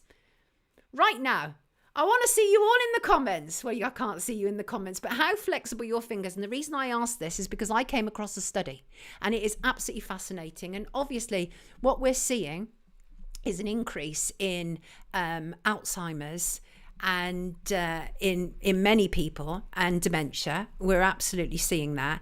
And this study is absolutely brilliant, because one of the things that we also know is that as early as we can detect that something may be going on, i.e. your brain may be becoming unhealthy in that regard, then something can be done about it, right? Crazy Bunny, arthritis is a whole different thing. This is a whole different thing. So basically, this experiment, it's about the relationship between finger movement characteristics and brain health. And what I discovered in this study was that if you get your hand, right, fold your fingers there, and you've just got your little pinky, right, see how can you move it with ease? Can you move? If you've got arthritis, you might not be able to. That's a whole other story. If you don't have arthritis, can you move your pinky with ease? Because what they discovered in this study, that obviously aging, most significant risk factor for dementia, right? And but approximately 60 to 80% of all dementia cases in older adults is down to Alzheimer's. Right? And this study aimed to examine the relationship between finger movements and brain volume, because obviously you get a deterioration in your brain. Try the right, try the left, either way, but synchronized soul is yours, is to do with arthritis, right? Yes, well, it all links, Kath, about the heavy metals. It all links, it's all the same thing. Right? My fingers are very stiff, says IBR Stella. Now the thing is, IBR Stella, it could be that I am naturally flexible, and I do this a lot. I do this with my fingers, and I do this with my toes, right? Merv is 77 and he can do it. So basically what they discovered in this was they used a finger tapping device, was used for all measurements. This was carried out at the Centre for Comprehensive Care and Research on Memory Disorders.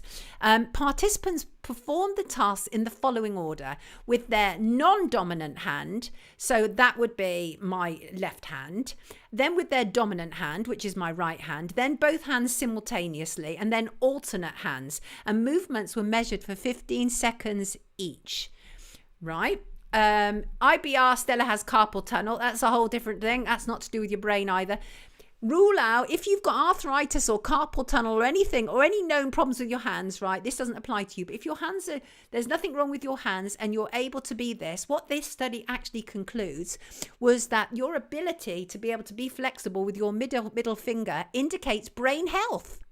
It indicates brain health.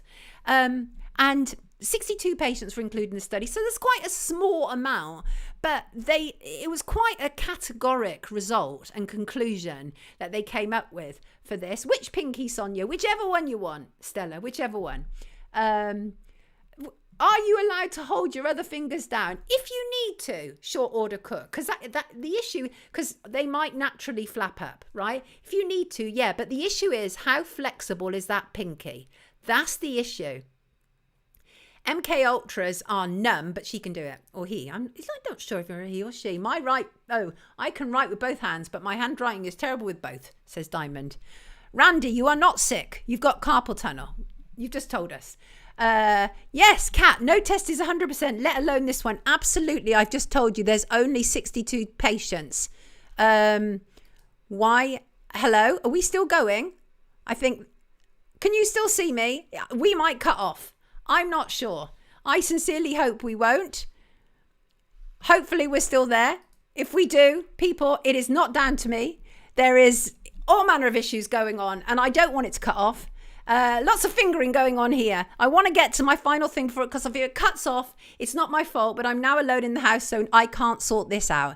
And I will make sure that we won't have these issues on Monday, right? I'm still here at the moment, but it may well cut off because I just got a notice saying it might cut off. No, don't go. I don't want to go because I want to talk about it being September. And for many, it's either back to school or reminds you of a time when it was back to school. It's time to get productive.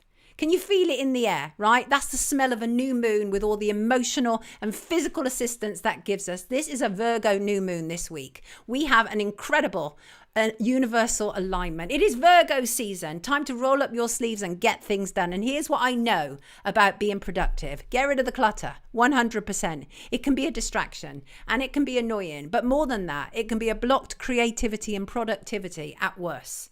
Yes, it's a psychological process. The thing I also know is external clutter is often linked to internal clutter. And the same goes for the other extreme of like people being obsessively clean and constantly tidying. That can suggest a need to get at least one aspect of your life in control. Whereas if your life is an absolute mess and your surroundings are an absolute mess, it can suggest you're completely out of control. So either way, extreme cleaning or extreme mess, none of them are good. And both of them signal that you might have some issues here. And you can't be your productive best if you're surrounded by all of that. And so for me, being productive and being organized is absolutely a psychological experience. Also, once I start decluttering, as I did our kitchen the other week, it becomes very cathartic. You know how cathartic it is when you start cleaning and decluttering. And some of my best ideas have actually arrived when I've been cleaning a wall or weeding a garden bed or any of those things. Because the thing is that what it does is it releases your brain, doesn't it? It releases your brain and it distracts you from whatever you've been focused on for any period of time. And it enables inspiration to step in. So I want to give you some advice, first of all, about clearing away any clutter that you may need in order to be able to absolutely ramp up your productivity, because now is absolutely the optimum time to crack on with whatever you've got on your checklist. Happy birthday, Lennon. Nana loves you, you wee man, says Kath. So let's think about being organized, decluttering, being discerning and creating clarity. One of the things that I have learned that helps me is preparing a checklist the night before. So when I wake up the next day, I mean, this doesn't apply for people who've got 9 to 5, although it can to a certain degree. But when I wake up the next day, I kind of know what I've got to do, right? After the stream, I have to do this. And so what I do is a checklist. And I did a real thorough checklist one day this week. So I had so much that I had to do. I think it was on Tuesday. And that included clearing up the garden, ready for the council to come and pick up the bags of leaves and everything. And I just had so much to do. Clean house, clean mind, absolutely. Woken flower, absolutely. I had so much to do, but I did this checklist and I worked to it like to the minute. It was absolutely brilliant. Like I had 45 minutes to do this particular project, and then I had an hour and a half to do that project, and that's exactly what I did. I stuck to it. The amount of stuff I got done on that day was Incredible. Sonia, any chance of a Katie Hopkins interview, says Mrs. Hall. Well, why not? Me and Katie are as different as human beings can possibly be. But yes, she'd be welcome on here. We could have a good chat. We probably would argue like we used to on TV, but who cares? But so that checklist was really, really helpful. Now, the thing is, going back to even that study that we were talking about before, right? People are individuals. Not everything works completely the same way for every person. So a checklist might not work for you. You might work better with, I don't know, doing a voice note or whatever. But the thing is, Emma loves a list and cleaning. The thing is, what I do know, having studied psychology, is the brain only remembers so much, and especially the short-term memory. So if the night before you're like, I need to do A, B, and C tomorrow, you might not remember it. So it's best to have a checklist. Write it down. Randy would love to have a garden, being a constant gardener. Thank you, Em. Lovely. Really appreciate that. Appreciate that very much. So, like I say, people are individuals. The same rules do not apply to any two people. So a checklist might not work for you, but it works for me. And that is one of the ways to increase my productivity, right? Now, I'm not suggesting you need to do things like color-coded calendars in order to be productive, but you can. But just pointing out that productivity, in my experience, is 100% bolstered just by taking time to organize myself first.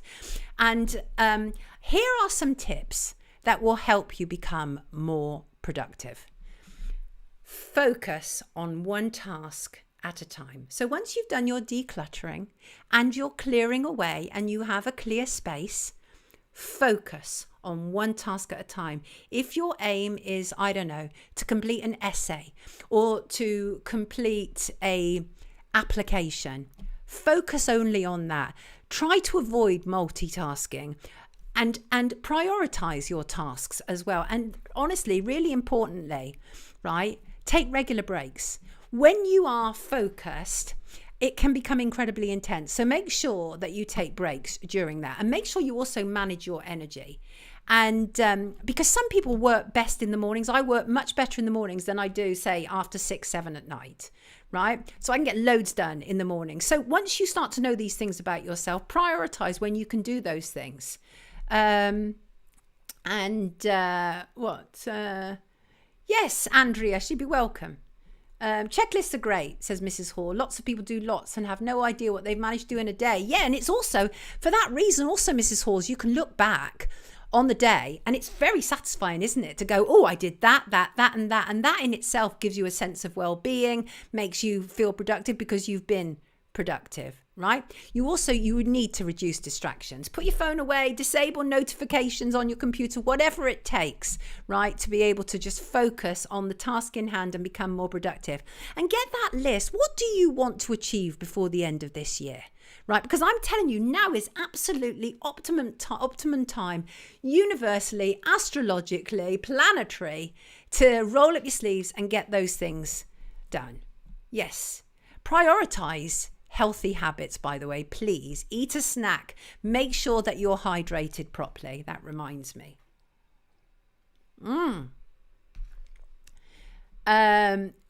Stella says spiders are getting bigger and the ones in my house are clearly on steroids. And refine your workspace. That's another way to become really productive, right? And really always make sure that you've got some greenery around you, some plant life, really important. Much love. We know you here as well. Hello, Rockshot. Rockshot is in the US. God love you, darling. Please remind Kat to click on live. She's lagging far behind and can't read my comments, says Annie, advising her to do so. Kat, can you click on live, please? And you can't trust anyone, but she was funny. Oh, they're still talking about Katie Hopkins. I only fear one animal, that's spiders. Freaking way to move. Yes. And so really important, right, because also bear in mind that after these 3 months, we'll be in winter, and that's when people like to slumber more, to bed down. So you've literally got a brilliant window in which to do the things that you want to do before the end of the year. Okay. And all of these things will help you to become more productive. Like I say, refining your workspace, decluttering, and also be brutal. Be brutal in decluttering, because people keep things for all manner of reasons, and a lot of them are not because they want to use them again. Sometimes for sentimental reasons, and there's nothing wrong with keeping things for sentimental reasons, except when you've got a whole shed full of sentimentality, which is what I have, right? I need to do a big clean out. I'm planning to do one on Sunday. And don't forget to tune into the Synchronized Souls podcast this evening, says Soul Sound, at 5:15. Absolutely, there is the link. It's what's this? King said, oh, King's still telling jokes. I asked my boss if I could leave work early. He said, of course you can, if you make up the time. So I replied, it's 15:20. And Julia's got sacks of stuff to go to our local recycling hub next week. And that's also really, I mean, that is also like, you know, paying forward, isn't it? Like kind of giving back as well. It's really nice, isn't it, to give away stuff? And honestly, decluttering, it will just change everything. So if you are feeling overwhelmed at all, my advice to you is pick, because also some people, when it comes to decluttering, they feel so overwhelmed, they don't know where to start. So my advice to you is pick something, whether that's a drawer or a cupboard or a bedroom. Just pick one space, focus, don't be distracted, and get down to it. And honestly, once you do that, because also the other thing, of course, about leaving things that you know need to be done is that it weighs on you. You constantly have it on your mind until you do it. So in order to improve your productivity, you need to do some serious clearing away. Yes, you do. That's what needs to happen. Cats are like women. Who says cats are like women? What on earth is going on? What have we got? We are meant to rest in winter. Please don't go crazy with Christmas. Keep it personal and small and uphold the winter solstice. We actually celebrate the whole week as solstice week. No Xmas, says Soul Sound. I see. It is 11:11. Synchronized Souls is pointing out. I need to tidy up my miniature crafting box too. Bits everywhere. Yin Yang, Luke Mitchell. Luke Mitchell is still innocent. Yin Yang, still innocent. In my opinion, miscarriage of justice. We are on the like buttons. What are we? 11:11. Hit it. Yes, hit it. Yes, winter is for resting. So that's what we need to do, right? Let's get more productive. Next 3 months, let's cover the ground that we want to. I want by the end of this year to have a fully functioning team, which would include a producer, social media manager, my guest booker. And those are my ambitions and plans to have and to have achieved by the end of 2024, which is fairly good going, given that honestly, up to 3 months ago, I'd never even done a live stream on YouTube. Now I'm doing live streams and now I'm managing a whole new console, which is fairly impressive for me, right? Oh, I hate winter. I don't go overboard at Christmas, says Lemsip. I did once in December with pre-Christmas parties and I crashed. Gillian needs to clear out the spare bedroom full of boxes of things that she neither uses or needs. Sonia, you're mad as a hatter, but aren't we all? Am I mad as a hatter, me? I don't know about that. I think I'm fairly straight down the line. So people, bringing us to the end of our show today. So we've had some good, we've had some bad, haven't we? I want to say thank you, obviously, to my guest, lovely Peter, going through such an crazy experiment with us. And I apologise once again to you all for that blip in between our broadcast. And thank you, of course, to lovely James Dreyfus coming on and talking about his lovely Hobbes. And again, big up Elle Macpherson. Again, if you don't know why, please check her out. Brilliant. I'm so impressed. I would suggest that some of the things that she has decided on is to do with the fact that her former boyfriend was Andy Wakefield, who I'm also impressed with. And Lucy Letby, of course, new legal team, the naming and shaming of what happened at Grenfell, that has to live in our memory. But even now I see people aren't as interested in what happened at Grenfell as they should be. Honestly, if Grenfell had been full of white middle class people, it would be a whole different story. And that is sad but true. It's because there were a lot of immigrants in Grenfell, so a lot of the country didn't have the care for it or the concerns for it as perhaps they should have done, as they definitely should have done. Thank you, Peter. I appreciate that. Anne uses a pendulum to decide what to keep and what to rehome. It makes it so fast to progress. I really love that. So thank you all for being here, you wonderful, glorious people. Thank you for all of your contributions, whether that is emails or messages or being here on the live chat. And what do you... Oh, Amy, don't fear dementia. Here's one thing I know. Right? And I don't need studies to tell me this, right? And that is, keep your brain as active as you humanly can and you stand every good chance of overcoming so much, right? Emma, not at all. Lots of love to you. She says, thank you everyone for being kind when sharing about my mum and dad. Lots of love to you, darling. That was Emma sharing that she lost her mum and dad and her dog had basically become her lifeline. Bye everyone. Thank you, Beats and Tapes. I appreciate that. We are, of course, going to end on a quote because you know that's what we do around here, right? And the quote I want to end on, when I can get to it, is, it's a good one. You're going to like it. It's from Henry David Thoreau. And it is, it's not enough to be busy. The question is, what are we busy about? That's right. Prioritize your lives, people. Have a good one.